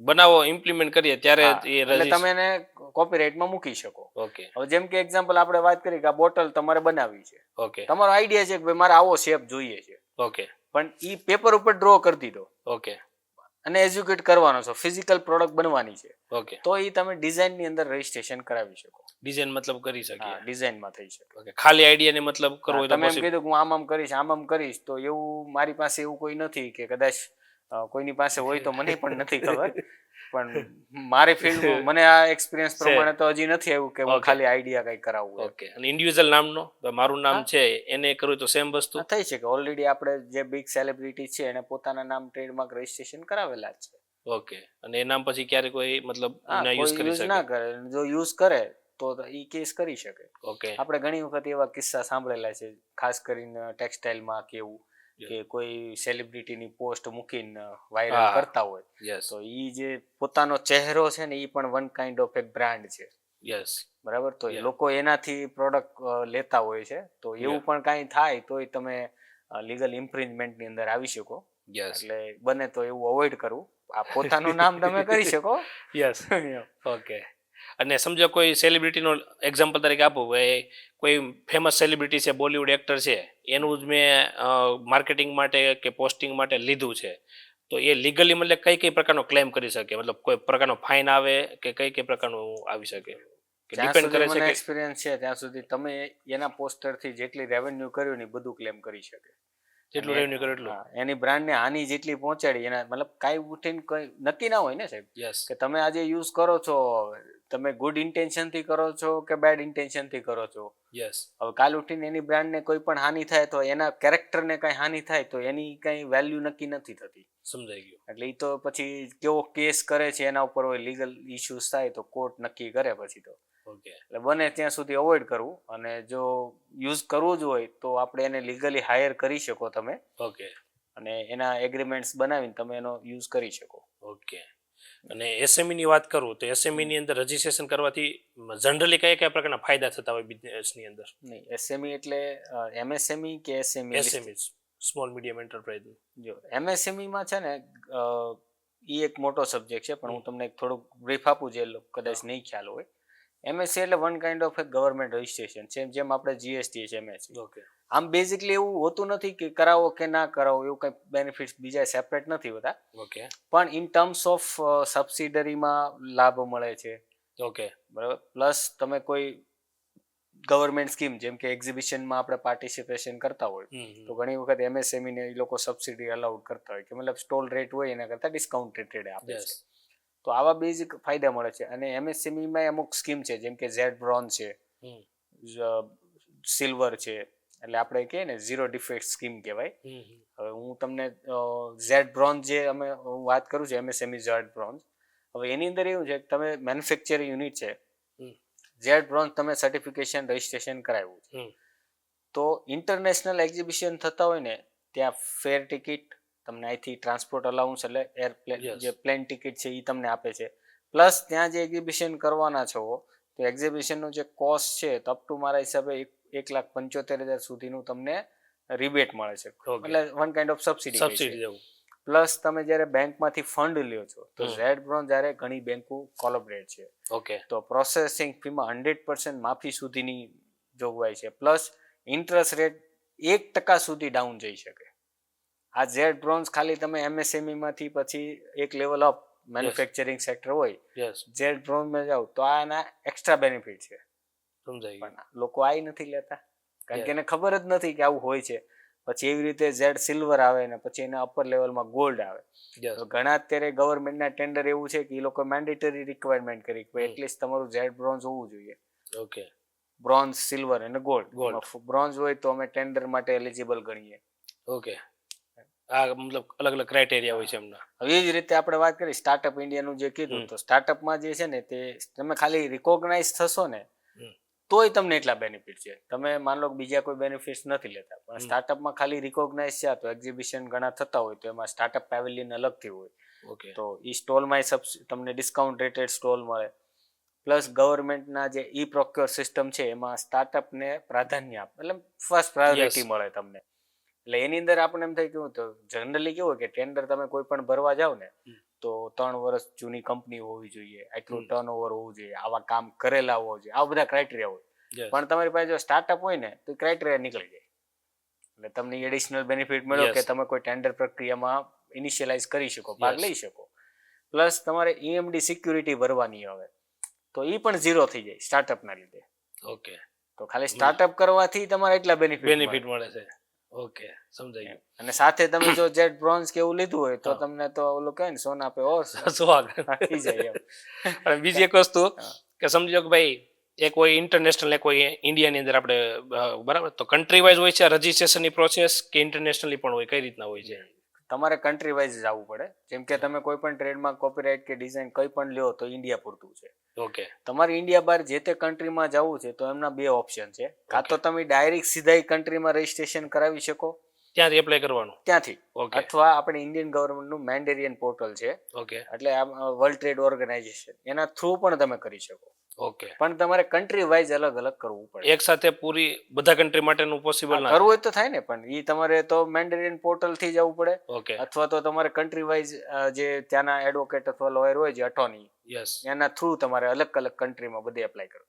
તમારે Okay. એક સાથે કરવું હોય તો મેન્ડેરિયન પોર્ટલ થ્રુ પણ કરી શકો, અને આવી રીતે સેપરેટ તમારે ચોઇસેબલ કન્ટ્રી હોય તો એના થ્રુ પણ તમે કરી શકો. ઓકે. બીજી એક વાત કરું કે બિઝનેસની અંદર આઈએસઓ, તો આઈએસઓ ની પ્રક્રિયા શું હોય ને આઈએસઓ એક્ઝેક્ટલી શું છે, શેના માટે હોય, એ થોડું ડિટેલમાં જણાવો. જો આઈએસઓ અત્યારની આપણે અહીંની વાત કરીએ ને તો લોકોને એવું છે આઈએસઓ એટલે ખાલી એક સર્ટિફિકેશન છે, યસ હા પણ એકચ્યુઅલી આઈએસઓ એટલે એક વન કાઇન્ડ ઓફ સ્ટાન્ડર્ડ છે જે ઇન્ટરનેશનલી વન કાઇન્ડ એમ સમજો ને એક લો છે કે ઓકે ભાઈ કોઈ પણ પ્રોડક્ટ બને અથવા સર્વિસ થાય યસ તો એને સ્ટાન્ડર્ડ લખ્યા છે કે એની પ્રોસેડિંગ શું થાય. ઓકે હવે એકચ્યુઅલી જે ઓરિજિનલ આઈએસઓ છે ને એમાં ઓડિટ થતા હોય છે. ઓકે ઓડિટ એટલે કેવું કે એક્ઝામ્પલ તમે કોઈ પણ આજે કંપની તમારી રન થતી હોય તો તમે એક મેન્યુઅલ ડિસાઇડ કર્યું હોય, યસ એમ આઈએસઓમાં બધા મેન્યુઅલ આવે. મેન્યુઅલ એટલે કંપનીની પોલિસી, ક્વોલિટી પોલિસી, કંપનીનું જે આપણે એમ કહીએ ને કે એક્ઝામ્પલ તરીકે કંપનીમાં એન્ટર થયા ત્યાંથી લઈને એક્ઝિટ સુધીની આખી પ્રોસિડિંગ શું, તમે કોઈ રો મટીરિયલ આવે તો ઇન્સ્પેક્શનના પેરામીટર શું, એ રો મટીરિયલથી પછી મેન્યુફેક્ચરિંગમાં જાય તો એની પ્રોસેસિંગ ફ્લો ચાર્ટ શું, મેન્યુફેક્ચરમાંથી ફિનિશ પ્રોડક્ટ બને તો ત્યારે શું, તો એના જે ચેકલિસ્ટ હોય છે, ક્યુસી હોય છે, બધા જ ડોક્યુમેન્ટરી એવિડન્સ એટલે મેન્યુઅલ. ઓકે આ બધું કમ્પ્લીટ થાય ત્યારે તમને એનું એક ઓડિટ લીડ ઓડિટર હોય, એ લીડ ઓડિટ કરે. પછી ત્યાં તમે જે પણ કંપની સાથે તમે ઓડિટ કરવાના હોય ત્યાંથી એક માણસ આવે, ઓકે એ તમારું મેન્યુઅલ સ્ટડી કરે અને એ પ્રમાણે તમને આખી પ્રોસિડિંગ કરે. એક્ઝામ્પલ તરીકે તમે મેન્યુઅલ તમે બનાવ્યું છે, હું ઓડિટર છું, ઓકે તો હું તમને આવીને તમારો ટેકનિકલ સ્ટાફ છે મશીન વાળા, એક્ઝામ્પલ મશીન કો હેન્ડલ કરે તો એની ક્વોલિફિકેશન શું છે હું ડાયરેક્ટલી એને જ પૂછવાનો છું, હું તમને નથી પૂછવાનો. ઓકે તો એ મશીન કઈ રીતે હેન્ડલ કરે છે એનું મેન્યુઅલ આપ્યું છે તમને કે મશીન આ રીતે હેન્ડલ કરવાનું, આમાં બ્રેકડાઉન થાય તો શું કરવાનું, એની તમે ટ્રેનિંગ આપેલી છે. તમારા મશીનમાં કંઈ પણ પ્રોબ્લેમ ફોલ્ટ હોય તો કોઈ ટેકનિશિયન જે આઉટસોર્સ તમે કોઈ પણ એન્જિનિયર રાખતા હો તો એના કોન્ટેક્ટ નંબર એ મશીન ઉપર છે. ઓકે કોઈ પણ અજાણ્યો વ્યક્તિ તમારી ફેક્ટરીમાં એન્ટર થયો તો એને કંઈ પણ ઇન્સિડન્સ બન્યો તો એક્ઝિટ ક્યાંથી લે, ઓકે તો એને ખબર છે, કારણ કે તમારે પછી બેનર મારવા પડે કે એક્ઝિટનો રૂટ આ છે. ઓકે બરાબર. હવે તમે એવું ના હોવું જોઈએ કે ભાઈ ગમે ત્યાં ગમે એ વસ્તુ પડી જોઈએ, કારણ કે વોકવે પાથ છે એ ક્લિયર યલો પટ્ટામાં માર્ક હોવો જોઈએ. મશીન છે તો મશીનની જગ્યાએ મશીન હોવું જોઈએ, ના કે બીજી જગ્યાએ. યસ બરાબર. કોઈ પણ એસેસરીઝ રાખતા હોય તો એનો પ્રોપર રેન્ક બનેલો હોય ને ત્યાં નામ લખેલું હોય કે આ પ્રોડક્ટ આ વસ્તુ છે એસેસરી, એનું નામ આ છે ને આ વસ્તુ છે. ઓકે એટલે ઇન શોર્ટ તમારી કંપનીમાં કોઈ નવો વ્યક્તિ આવે તો એને બધી જ વસ્તુ જોવે તો એને આઈડિયા આવવો જોઈએ. યસ એને ટ્રેનિંગ આપવાની, જેમ કે ફાયરની સેફ્ટીની ટ્રેનિંગ આપવાની, મશીન હેન્ડલિંગ ટ્રેનિંગ આપવાની, પ્રોડક્શનમાં હોય તો એ ક્યુસી માટેની ટ્રેનિંગ આપવાની, ઓકે માર્કેટિંગમાં હોય તો એને ઈ રિલેટેડ ટ્રેનિંગ આપવાની હોય. ઓકે એટલે અલગ અલગ ડિપાર્ટમેન્ટ માટે ટ્રેનિંગ શેડ્યુલ્સ હોય છે. ઓકે તો એ બધી વસ્તુ આઈએસઓ મેન્યુઅલમાં લખેલું હોય છે ઓકે કે ક્યારે ક્યારે તમે શું શું કર્યું, ઓકે અને દર વર્ષે એનું ઓડિટ આવતું હોય છે. દર વર્ષે દર વર્ષે આવે ઓકે અને દર વર્ષે ઓડિટ કરવાનું હોય છે. જો તમે ઓડિટ ટાઈમે ના થયું હોય તો તમે બ્લેકલિસ્ટ થઈ જાઓ છો. આની કઈ કઈ ઇફેક્ટ પડી શકે? બ્લેકલિસ્ટ થાવ એટલે સમજો ને કે તમારું સર્ટિફિકેશન છે ઇનવેલિડ થઈ જાય. ઓકે હવે એક્ઝામ્પલ તમને દઉં કે તમે કોઈ બહારની કન્ટ્રી હારે ડીલિંગ કરો છો, ઓકે તો તમે તમારી કંપનીની પ્રોફાઇલ બધી લખી કે અમે કંપની આઈએસઓ સર્ટિફાઈડ છીએ, અમારે ટ્રેડમાર્ક છે, આ છે તે છે, બધું તમે પ્રોફાઇલિંગમાં લખતા હોય છે. જ્યારે સામેવાળી પાર્ટી તમને જ્યારે ઓર્ડર એટલો દેવા તૈયાર હોય છે એટલે તમારા બધા ડોક્યુમેન્ટ વેરિફિકેશન માટે માંગશે. યસ ત્યારે તમે આઈએસઓ સર્ટિફિકેશન આપશો અને એ જેવો નંબર એની સાઇટ પર નાખશે તરત ખબર પડી જશે કે આ બ્લેકલિસ્ટ છે. ઓકે એટલે ઇન શોર્ટ એનો મતલબ શું થયો કે તમે પ્રોપર કમ્પ્લાયન્સ ફોલો નથી કરતા, યસ અથવા તમે ખાલી એમનેમ સર્ટિફિકેટ લઈ લીધું હોય યસ તોય ખબર પડી જાય કે આ તો ખાલી એમનેમ સર્ટિફિકેટ નામનું લઈ લીધું છે, ઓકે કોઈ પ્રોપર જે પ્રોસિડિંગ છે એ ફોલો નથી કરતી. ઓકે હવે આઈએસઓમાં એ પ્રકાર આવે છે, કારણ કે 9001 છે, 22000 છે, યસ હલાલ છે, 14000, 18000, સી માર્કિંગ છે. યસ એટલે બિઝનેસ વાઇઝ હોય છે બધા કઈ કઈ અલગ અલગ સર્ટિફિકેશન? જો જનરલી છે ને ક્વોલિટી 9001 છે ને બધા સેક્ટરને લાગે. ઓકે જે 14000 છે અને 45000 છે એ મોસ્ટલી મેન્યુફેક્ચરિંગ યુનિટને લાગે, કારણ કે એમાં એન્વાયરમેન્ટલ સેફ્ટી અને લેબર સેફ્ટી કે તમારે ત્યાં વર્કરો જે કામ કરે છે એના સેફટી માટેના જે મેન્યુઅલ છે એ તમારે છે. એન્વાયરમેન્ટલ સેફટી એટલે મેન્યુફેક્ચર. 22,000 જે છે ફૂડ પ્રોડક્ટ રિલેટેડ હોય છે એને મોસ્ટલી થાય. હલાલ સર્ટિફિકેશન છે જે આરબ કન્ટ્રીની જે છે એની અંદર જ્યારે સપ્લાય કરતા હોય તે હલાલ નોર્મ્સ ફોલો કરો છો એના માટેનું આવે. ઓકે. સીઈ માર્કિંગ છે તો એ પ્રમાણે ઇલેક્ટ્રોનિક્સ ગુડ્સ હોય છે એની પર ઘણી વખત તમે જોઈ લ્યો છે સીઈ સર્ટિફાઈડ છે એ પ્રમાણે એનું હોય છે. ઓકે. એટલે એવી રીતે અલગ અલગ આવે છે. એવી રીતે આઈટી સેક્ટરમાં પણ છે 21,000 છે. પછી સીએમઆઈ લેવલ 3, સીએમઆઈ લેવલ 4, 5 અલગ અલગ પ્રકારના બધા અલગ અલગ પ્રકારના સર્ટિફિકેશન છે. એ તો જેવી ઇન્ડસ્ટ્રી પ્રમાણે એનું સર્ટિફિકેશન. મતલબ કોઈ એવી ઇન્ડસ્ટ્રી છે કે એને એક સાથે 3 પ્રકારમાં એલિજિબલ હોય તો 3 સર્ટિફિકેટ હોવા જરૂરી છે કે સિંગલ જ હોય શકે? મેન્ડેટરી નથી. આપણ એટલે કંપની માટે એઝ અ ગુડ આપણે એઝ અ બિઝનેસમેન છીએ તો હું સિસ્ટમ ફોલો કરું છું, સ્ટાન્ડર્ડાઇઝ ફોલો કરું છું એના માટેના સર્ટિફિકેશન. ઓકે. પણ જ્યારે તમે કોઈ ગવર્મેન્ટ સાથે ડીલ કરવાના છો કે મોટા પ્લેયર સાથે તમે કોઈ કોન્ટ્રાક્ટ કરવાનો છો ત્યારે ઓબ્વિયસલી એ લોકો માંગવાના છે કે તમે આ વસ્તુ અમને આપો કે તમારી સ્ટાન્ડર્ડાઇઝ છે કે નહીં કંપની. ઓકે. તો ત્યારે આ વસ્તુ મેન્ડેટરી થઈ ગઈ. ઓકે, સમજાઈ ગયું. અને સમજો કોઈ સર્ટિફિકેટ લીધું તો કોઈ એવા કિસ્સામાં એ કેન્સલ થવાનું કે એવું પોસિબિલિટી છે? સમજો કે રિન્યુ સમય નથી આવ્યો પણ અધવચ્ચે કોઈ એવા રીઝન છે કે ભાઈ આવું થાય તો તમારું સર્ટિફિકેશન છે કેન્સલ થઈ શકે એવું કંઈ? જેમ કે એક્ઝામ્પલ હમણાં 2 વર્ષ પહેલા કેસ આવ્યો હતો. સર્ટિફિકેશન છે ને અમુક એમનેમ ઇસ્યુ કરી દેતા. ઓકે. Without audit. ઓકે. પણ જ્યારે ઉપરની બોડીથી ખબર પડી ને એટલે એ લોકોએ સર્વેલન્સ ઓડિટ આપ્યા કે ભાઈ જેટલી કંપનીને સર્ટિફિકેશન ઇસ્યુ છે ને એ બધાને ઓડિટ મેન્યુઅલ લાવો. ઓકે. બરાબર. હવે તમારું એક્ઝામ્પલ કે તમને એક સર્ટિફિકેશન તમારી પાસે, હવે તમને મેલ આવ્યો કે ભાઈ તમારું ISO નું 9001 છે એનું મેન્યુઅલ અમને આપો. ઓકે. તમે અમારી પાસેથી સર્ટિફિકેટ લીધું, મેન્યુઅલ આપો. હવે તમે મેન્યુઅલ શું છે એ તમને ખબર જ નથી. એટલે તમે જેની પાસેથી કરાવ્યું છે એને તમે કહેશો કે ભાઈ આવું કંઈક આવ્યું છે શું કરવાનું. હવે એને ખબર નથી કે આવું આવે, એ આગળ કઈ જવા નથી. એટલે એ સમયે તમારું સર્ટિફિકેટ બ્લેકલિસ્ટમાં જાય છે. ઓકે. એટલે એ ડિપેન્ડ જે બોડી છે એ બોડી સબ્જેક્ટ ટુ બોડીને ક્યારે ઓડિટ કરવું છે ને એ એની નક્કી છે. ઓકે. તમારી પાસે જો બધા ડોક્યુમેન્ટ પ્રોપર હશે તો એ વેલિડેશન કરી દેશે.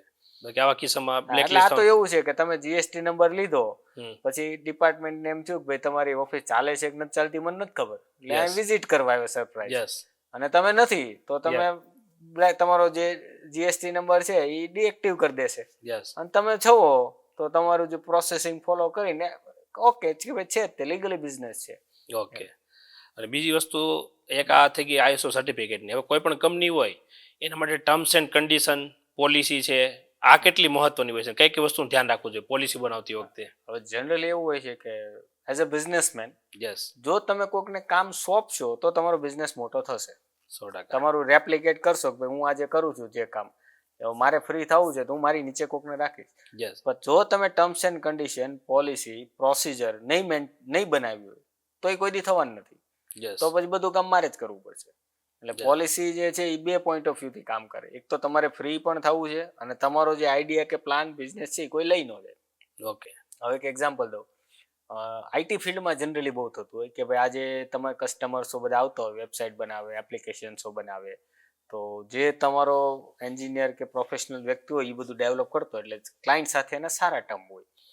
હવે જ્યારે જોબ છોડીને જાય એટલે એ ક્લાયન્ટનો યુઝ કરીને એ પોતાનું સેટઅપ કરતા હોય છે. તો એ સમયે તમે જ્યારે આ બધા એગ્રીમેન્ટ્સ કર્યા હોય, એમ્પ્લોયમેન્ટ એગ્રીમેન્ટ છે, નોન ડિસ્ક્લોઝર એગ્રીમેન્ટ છે, તો તમને પ્રોટેક્શન્સ આપે કે ભાઈ ક્લાયન્ટ ડાયરેક્ટલી કન્વર્ટ નહીં કરી શકે. જ્યારે તમે કોઈ વ્યક્તિને ફૂલ્લી ઓથોરાઇઝ કરો છો તો તમારો બિઝનેસ આખો પોતાનો નહીં કરી જાય.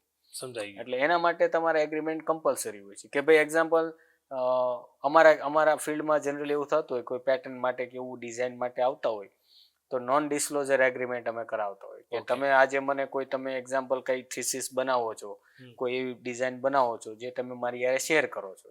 ઓકે. તો નોન ડિસ્ક્લોઝર એગ્રીમેન્ટ એટલે કેવું કે ભાઈ તમે મને જે વસ્તુ આપો છો એ હું કોઈ થર્ડ પાર્ટીને ડિસ્ક્લોઝ નહીં કરું. ઓકે. એ મારા સીમિત પૂરતું જ રહેશે કે આપણે એઝ અ કોન્ટ્રાક્ટ કર્યો કે ભાઈ તમે મારું કામ કરશો તો આપણે બે વચ્ચે એક એગ્રીમેન્ટ થયું કે ઓકે તમે વસ્તુ જે મને ઇન્ફોર્મેશન કે ડેટા પ્રોવાઈડ કરશો એ હું કોઈ થર્ડ પાર્ટી પાસે કે કોઈ પણ જગ્યાએ ડિસ્ક્લોઝ નહીં કરું. ઓકે. તો એ બધા એનડીએ એગ્રીમેન્ટ્સ, એમ્પ્લોયમેન્ટ એગ્રીમેન્ટ, પછી તમારે જ્યારે કોઈ કંપનીમાં જોઈન કરે ત્યારે એગ્રીમેન્ટ, અને લીવ કરવા માટે જે કંપની છોડે ત્યારના ટર્મ્સ કન્ડિશન અને કયા હોવો જોઈએ એ બધું તમારી કંપનીની ડિસાઈડ કરે કે તમે આગળ ગ્રોથ કરશો કે પછી એમનેમ ચાલ્યા કરશે. પોલિસી બહુ ઇમ્પોર્ટન્ટ. ઇમ્પોર્ટન્ટ છે કે પોલિસી તમારા ઇન્ટરનલી તો છે જ, પણ તમારા કસ્ટમર માટે પણ ઇમ્પોર્ટન્ટ છે. સમજાઈ ગયું. કસ્ટમરને એવું થાય કે ઘણી વખત તમારે કઈ ડિસ્પ્યુટ થયું તો રિફંડ પોલિસી હું, કેન્સલેશન પોલિસી હું, કેટલા ટાઈમમાં તમે શું કરી શકો, જે વ્યક્તિ ઓથોરાઇઝ છે એનાથી ન આવ્યું તો એની ઉપરની હાયરાકી રિસ્પોન્સિબલ છે તો એ તમને આન્સરિંગ કરશે. તો આ એક પોલિસી તમારે હાયરાકી બેઝ પર ડિસાઇડ કરવી ઇમ્પોર્ટન્ટ છે.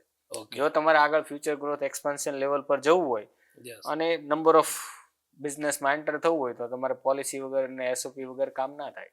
યસ. ઓકે. બીજી એક વસ્તુ, હમણાં આપણે ટ્રેડમાર્ક રિલેટેડ જ્યારે વાત કરી પછી તમે વાત કર્યું કે ભાઈ એઝ અ મતલબ આપણે કહું રેન્ટ ઉપર આપે છે, બરાબર.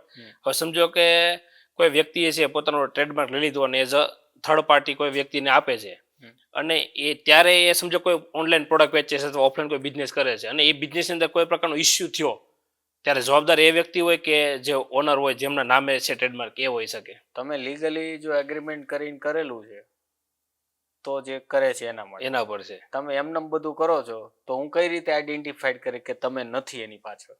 ઓકે. તો લીગલી એની સાથે મતલબ પ્રોસેસિંગ કરી શકીએ. તમે લાઇસન્સિંગ એગ્રીમેન્ટ કરવો પડે કે ભાઈ હું તને ખાલી તને બ્રાન્ડ નેમ યુઝ કરવા આપું છું. ઓકે. બીજો કોઈ રાઇટ્સ તને મળ્યા નથી અને એનો કોઈ મિસયુઝ થશે તો એ ફૂલ્લી લાયબલ તું છો અને બ્રાન્ડ હું પાછી લઈ લઈશ. ઓકે.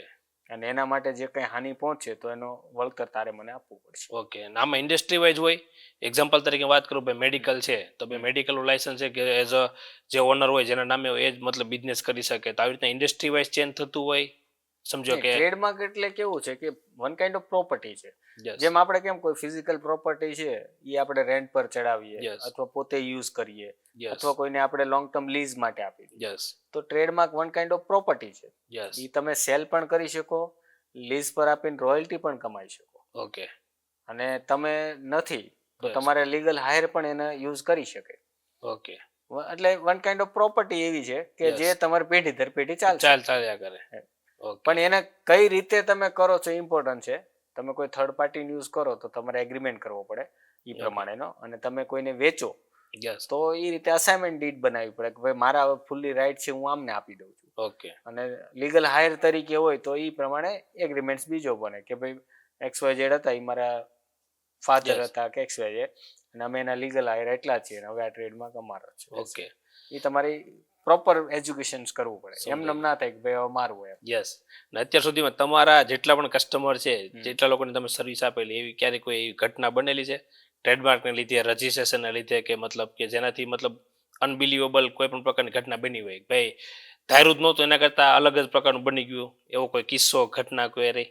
એવું તો જે આમ સ્પેસિફાઈડ તો કઈ નથી. ઓકે. પણ એવા ઘણા ખરા કિસ્સાઓ બનેલા છે કે ભાઈ નામ ઓલરેડી ટ્રેડમાર્ક હતું પણ સેમ છતાં પણ રજીસ્ટર્ડ થઈ ગયેલા છે. પણ સમ રીઝન્સ હોય છે એના કે સ્ટેટ, કારણ કે એઝ પર રૂલ્સ રેગ્યુલેશન પ્રમાણે સેમ નામ મળે નહીં. પણ ડિફરન્શિએટ કઈ રહી છે એને જો તમે પ્રોપર લીગલી ઇન્ટરપ્રિટેશન્સ કરો તો તમને મળવા પાત્ર હોય છે. ઓકે. જેમ કે ઘણી વખત એવું છે કે તમે માન લો કે બીજા બિઝનેસમાં છો, હું પણ બીજા બિઝનેસમાં છું, તો સેમ નેમ મળવા પાત્ર છે. ઓકે. અને ગવર્મેન્ટે તમને ઓપ્શન્સ આપ્યો છે કે તમે ઓપોઝ કર્યો પણ તમે ના કરો તો મને મળવા પાત્ર છે. તો એવા ઘણા કિસ્સા બની ગયા કે પોતાનું એક ખાલી ઓપોઝિશન નહીં કરવાને લીધે એમનો કોમ્પિટિટર એ બ્રાન્ડ રજીસ્ટર્ડ કરાવીને બેઠા છે અને આજે બંને સેમ પ્લેટફોર્મ પર પ્રોડક્ટ વેચે છે. આવો એક કિસ્સો જે આઈટી ફિલ્ડમાં છે.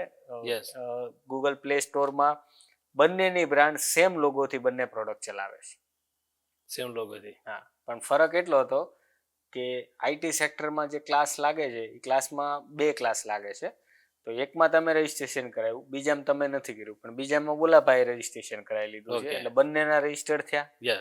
બંને ગૂગલ પ્લેટફોર્મ પર છે, પ્લે સ્ટોરમાં. અલગ અલગ ક્લાસના મતલબ અલગ અલગ ક્લાસ છે. મતલબ એક્ઝામ્પલ તમને મોર ક્લિયરિટી કરું કે સોફ્ટવેર ડેવલપમેન્ટ ને બધું છે વન કાઇન્ડ ઓફ એક બની ગયા પછી એક ગુડ્સ કહેવાય. ઓકે. તો એ ક્લાસ નંબર 9માં ફોલ થાય અને એનું ડેવલપિંગ જે સર્વિસ સેક્ટર છે એ 42માં ફોલ થાય. હવે એકે 9માં કરાવ્યું, એકે 42માં કરાવ્યું. ઓકે. બરાબર. તો બંને વસ્તુ પ્લે સ્ટોરમાં અત્યારે ચાલે છે સેમ નામથી. ઓકે. બરાબર. હવે બીજાને તકલીફ છે કારણ કે એક બ્રાન્ડ કરે તો બીજાને મફતમાં લાભ મળે, યસ, ઓલો કરે તો ઓલો મળે, બંનેને મતલબ બરાબર. એકબીજાનું એટલે હવે બેનિફિટ. કોન્ટ્રાવર્સરી થાય છે.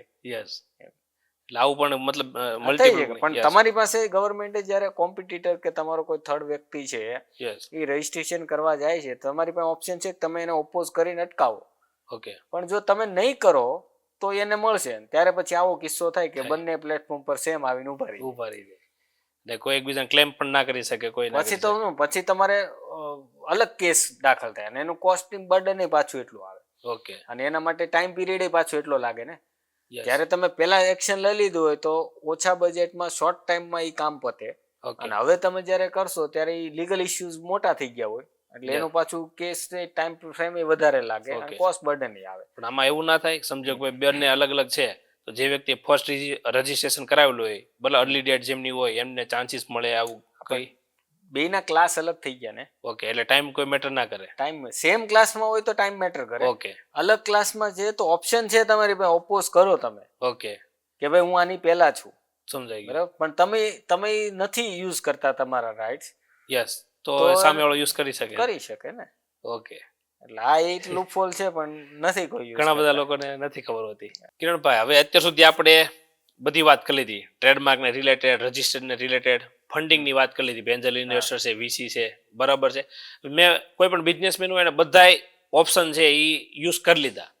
તો હવે આગળની પ્રોસેસ અથવા શું શું કરી શકે? જો તમે બધી વાપરી લીધું હોય તો Yeah. તમારે પછી એક્સપાન્શન કરવું જ છે. યસ, તો તમારે છેલ્લો ઓપ્શન તો આઈપીઓ રે, પબ્લિક ઇશ્યુ તમારે કરવો ઓકે. પડે. તો આઈપીઓ શું કામ લાવવો જોઈએ? તમને એમ લાગતું હોય કે ભાઈ મારી ફેક્ટરી જે અત્યારે એક્સપાન્શન છે 100% યુટિલાઇઝ છે, ઓકે, હજી હું આને એક્સપાન્શન કરું છું, ઓકે, એના માટે મારે ફંડ જોઈએ છે કે નવી Okay. મશીનરી લાવી છે, નવી ફેક્ટરી સેટઅપ કરવું અને ફંડ મને મળે તો મારું અત્યારે એક્ઝિસ્ટિંગ ટર્નઓવર કે પ્રોફિટેબિલિટી છે હું ઓર ઇન્ક્રીઝ કરી શકું વધારે. ઓકે, એના માટે તમારે આઈપીઓ લાવવો પડે. ઓકે. તો આના કોઈ ક્રાઇટેરિયા હોય, એલિજિબિલિટી ક્રાઇટેરિયા? તમારે પહેલા તો પ્રાઇવેટ લિમિટેડ કંપની હોવી જોઈએ, ઓકે, 3 વર્ષથી જૂની કંપની હોવી જોઈએ, એક્ઝિસ્ટિંગ, 3 કરોડની તમારી પાસે ટેન્જીબલ એસેટ્સ હોવી જોઈએ ઓકે, અને 1 કરોડની નેટવર્થ હોવી જોઈએ. ઓકે, તો કે બીએસસી અને એનએસસી માં બેમાં ક્રાઇટેરિયા અલગ અલગ હોય છે. ઓકે, પણ આપણે જનરલ સેન્સમાં વાત કરીએ તો અમુક કેવું હોય છે કે અત્યારે હાલની કન્ડિશન પ્રમાણે 10-20 કરોડનું ટર્નઓવર હોવું જોઈએ, ઓકે, કંઈક થોડુંક જેન્યુઅન પ્રૂવ થાય. હવે તમારું ટર્નઓવર જ ના હોય ઓકે, તો તમારા આઈપીઓમાં કોઈ સેન્સ ન બને. યસ, અને તમે જો કન્ટિન્યુ પ્રોફિટ ના કરતા હોય યસ, તો તમને કોઈ ફંડ ના આપે. કંપની લોસ મેકિંગ કંપની હોય તો કોણ રોકવાનું?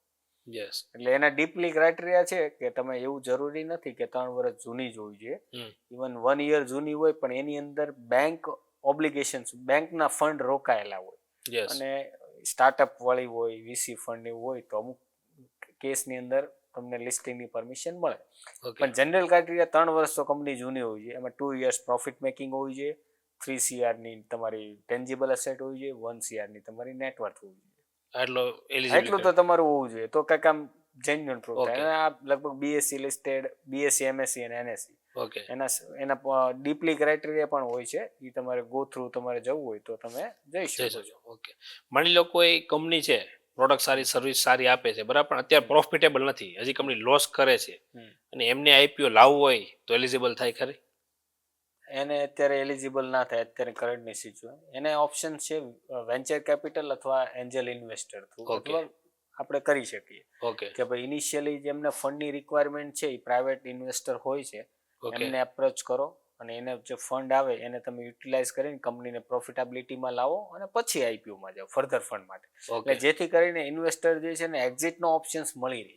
સમજાઈ ગયું. કોઈ પણ વ્યક્તિ આજે તમારી કંપનીમાં પૈસા રોકે તો એને અમુક પીરિયડ પછી એને એક્ઝિટ મળવાનો ઓપ્શન્સ મળવો જોઈએ. યસ, જો એક્ઝિટ ના મળે તો Yes. કંઈ કામનું નહીં. એટલે એક્ઝિટ એટલે ઇન્વેસ્ટરને મોસ્ટ પ્રિફરેબલ ઓપ્શન્સ એટલે આઈપીઓ, યસ, કે જ્યાંથી એમાં ઇન્વેસ્ટર કે કોઈ વીસી ફંડિંગ હોય તો એને એક્ઝિટ લેવું હોય તો એ લઈ શકે. ઓકે. અને કોઈ કંપની આઈપીઓ લાવે છે તો ભાઈ અલગ અલગ વેલ્યુએશન ઉપર બધા લોકો આઈપીઓ લાવતા હોય છે. હા. તો આ વેલ્યુએશન છે એ કઈ રીતના નક્કી થતી હોય છે? તો જે છે ને એ ટર્મ્સ તો બહુ ડિફિકલ્ટ છે ડિફાઇન કરવું, પણ હું તમને સિમ્પલ લેંગ્વેજમાં કહું કે આપણે એઝ અ કોમન પીપલ જે અન્ડરસ્ટેન્ડિંગ કરીએ કે તો માન લો કે તમારો પેટ એટલે જે તમે ટેક્સ ભર્યા પછી જે અમાઉન્ટ આવે છે પ્રોફિટ, માન લો લેટ્સ એક્ઝામ્પલ 1 CR. ઓકે, જો તમે ટ્રેડિંગ સેક્ટરમાં હોય તો એનો 10 નો મલ્ટિપલ પી આપણે કન્સિડર કરીએ એટલે 10x. 10x. અને મેન્યુફેક્ચરિંગ સેક્ટર છે કે એવું છે તો આપણે 15 to 20 ના પી પર જઈ શકાય. ઓકે. એટલે એક્ઝામ્પલ લેટ છે આપણે 1 કરોડ રૂપિયા પ્રોફિટ છે અને 20 નો પી પકડ છે તો 1 કરોડ ઇન્ટુ 20 એટલે 20 20 CR ની કંપનીની વેલ્યુ થઈ. ઓકે. પછી બીજા પેરામીટર છે જોવા હોય પણ આ તો એક રફલી જનરલી કહું છે છું કે આના બેઝ પર તમને. તો 20 CR ની તમારી વેલ્યુ થઈ કંપનીનો. હવે એનો તમે આઈપીઓ તમે લાવો છો તો આપણે 26% તમારે ડાયલ્યુઝન થાય. ઓકે. Let's મિનિમમ say આપણે- 27%. હા, એટલે આપણે 25% ભોગે કારણ કે માર્કેટ મેકર હોય છે, મર્ચન્ટ બેન્કર હોય છે અને પોર્શન્સ હોય છે. ઓકે. તો આપણે લેટ્સ એક્ઝામ્પલ 25%. તો તમારો આઈપીઓ 20 કરોડના 25%. ઓકે. બરાબર એટલે એટલું તમારો આઈપીઓ ની સાઇઝ બને. બને. ઓકે. મતલબ 25% નીચે પોસિબલ જ નથી, ભાઈ 10%, 5% ઉપર પોસિબલ જ નથી. આ ક્રાઇટેરિયા છે કે એટલો તો મિનિમમ હોવો જ જોઈએ. પછી ઓફર ફોર સેલ આવે એમાં તમે રેઝ વધારે કરી શકો પણ એમાં તમારે પોતાની ઇક્વિટી તમારે સેલ કરવી પડે. ઓકે. જેમ કે રિસેન્ટલી હમણાં ઘણા 1-2-3 આઈપીઓ આવી ગયા કે જેમાં જે પ્રમોટર હતા ને એને પોતાની ઇક્વિટી પબ્લિકને આપવા માટે offer for sale. Okay. Offer four એટલે સાદી ભાષા એમ કહું કે એક્ઝામ્પલ કે તમારી પાસે કંપની છે પણ અનલિસ્ટેડ છે. ઓકે. અને એમાં તમારી પાસે ઇક્વિટી મેજર છે કારણ કે પ્રાઇવેટ લિમિટેડ અથવા લિમિટેડ કંપનીઓ જે અનલિસ્ટેડ હોય તો મેજોરિટી સ્ટેક એના ફેમિલી મેમ્બર્સ ને એના જે કોઈ હોય એના હોય છે. હવે એમને એવું લાગે છે કે ભાઈ મારે મારો સ્ટેક વેચી નાખવો છે. ઓકે. તો એને આઈપીઓ થ્રુ એટલે ઓફર ફોર સેલ કે એમાં જે 5 જણા કે 10 જણા પ્રમોટર્સ હોય એને પોતાનો સ્ટેક 2% 5% એમ વેચવા મૂકે એમ કરીને આપણે 30% વેચવો છે. ઓકે. તો ઈ પોતાના શેર બીજાને આપશે. ઓકે. અને જે ફંડ આવશે ઈ પોતે લેશે. કંપની ખાલી એક પ્લેટફોર્મ છે ઓફર ફોર સેલ કરી. ઓકે. અને જેવી રીતે તમે કીધું ભાઈ 25 કે 26% મિનિમમ છે, મેક્સિમમ નો કોઈ ક્રાઇટેરિયા હોય કે એટલી સુધી મતલબ પબ્લિકલી આપી શકે? જનરલી જોઈએ તો 51% થી અબો વધારે ના જાય. યસ. કારણ કે 51% એઝ અ પ્રમોટર તો સ્ટેક જોઈએ ને નકર હોસ્ટાઇલ ટેક ઓવર થઈ જાય. યસ. કાલ ઉઠીને કોઈ મેનેજમેન્ટ ચેન્જ કરી શકે. યસ. એટલે એટલે મતલબ મેજોરિટી સ્ટેક તો પ્રમોટર પાસે જ હોય છે ઓકે. કે જેથી કરીને કંપનીનું ટોટલ જે ડિસિઝન પાવર છે એ બધું કંટ્રોલમાં રહી શકે. નકર કોઈ પછી ટેક ઓવર કરી જાય. ઓકે. એટલે મેજોરિટી સ્ટેક કોઈ ડાયલ્યુટ કરે જ નહીં. ઓકે. મતલબ ફેમિલી મેમ્બર કે રીતના અલગ અલગ કરીને ટોટલ 51% જેટલો છે એટલો તો મિનિમમ પોતાની પાસે રાખતા હોય છે અને બાકીનો છે ઈ કારણ કે એનો વોટિંગ પાવર હોય ને કોઈ પણ ડિસિઝન લેવું હોય તો બોર્ડ મીટિંગ છે અથવા શેર હોલ્ડર મીટિંગમાં જ્યારે અપ્રુવલમાં કંઈ પણ ડિસિઝન જાય તો શેર પ્રમાણે વોટિંગ થાય નંબર ઓફ શેર પ્રમાણે. યસ. ઓકે. એટલે મેજોરિટી સ્ટેક પોતે પ્રમોટર જ રાખે અને વધારે ડાયલ્યુટ કરે તો ટેક ઓવરનો ઇશ્યુઝ આવે. યસ. કે કાલ ઉઠીને મારી કંપની કોઈ ટેક ઓવર કરી શકે છે. મતલબ ઓકે. બીજી વસ્તુ કે એક મને સવાલ થયો કે સમજો કે હવે જે રીતે તમે કીધું કોઈ ટેક ઓવર કરી શકે છે, ફાઉન્ડર બીજો હોય, મેજોરિટી સ્ટેક ધીમે ધીમે બીજા પાસે થઈ ગયો તો લીગલી એમને કંપનીમાંથી એક્ઝિટ કરાવી શકે, આવું પોસિબલ થઈ શકે? થઈ શકે ને. એના અમુક રૂલ્સ હોય છે કે કંપનીના અગેન્સ્ટ કામ કરતા હોય તો તમે as a board of director હોવ યસ તો તમને રિમૂવ કરવાનો પાવર છે કંપનીને. ઓકે. મતલબ બોર્ડ ઓફ ડિરેક્ટર જે ડિસિઝન લઈ શકે મતલબ મેજોરિટી સ્ટેક યસ કે ભાઈ આ એટલા 55 પર 51 ની ઉપર પર્સન્ટેજ મેજોરિટી ડિસિઝન આવી ગયું તે ફાઉન્ડર હોય કે ઓનર કોઈ બી વ્યક્તિ હોય એને રિમૂવ કરવાનો હોઈ શકે છે. ઓકે. તો એના બધા આખી કન્ડિશન્સ હોય છે કે કયા બેઝ ઉપર તમે કરો છો. ઓકે. અને મેજોરિટી ડિસિઝન લેવાય. આ ફેમસ છે જ ને આપણા માટે ટાટાનો સાયરસ મિસ્ત્રી. યસ. તમારી જ વાત કરું, તમને બધું ડિટેલમાં નોલેજ છે કઈ રીતના ટ્રેડમાર્કથી લઈને રજિસ્ટ્રેશન, કંપની ચલાવવાથી લઈને આઈપીઓ સુધીની બધી વસ્તુ, તો તમે છે એ આમાંથી કયું સ્ટ્રક્ચર પ્રિફર કરો? હું તો છે ને સાહેબ પ્રાઇવેટ લિમિટેડ પ્રિફર કરું. એના અમુક રીઝનો હોય છે. એક તો પહેલો તો લાયબિલિટી લિમિટ થઈ જાય. યસ. કે રિસ્પોન્સિબિલિટી લિમિટ છે. પ્લસ ટેક્સેશન પોઈન્ટ ઓફ વ્યૂથી જોઈએ યસ તો પાર્ટનરશિપમાં તો 30% ફ્લેટ ભરવા પડે.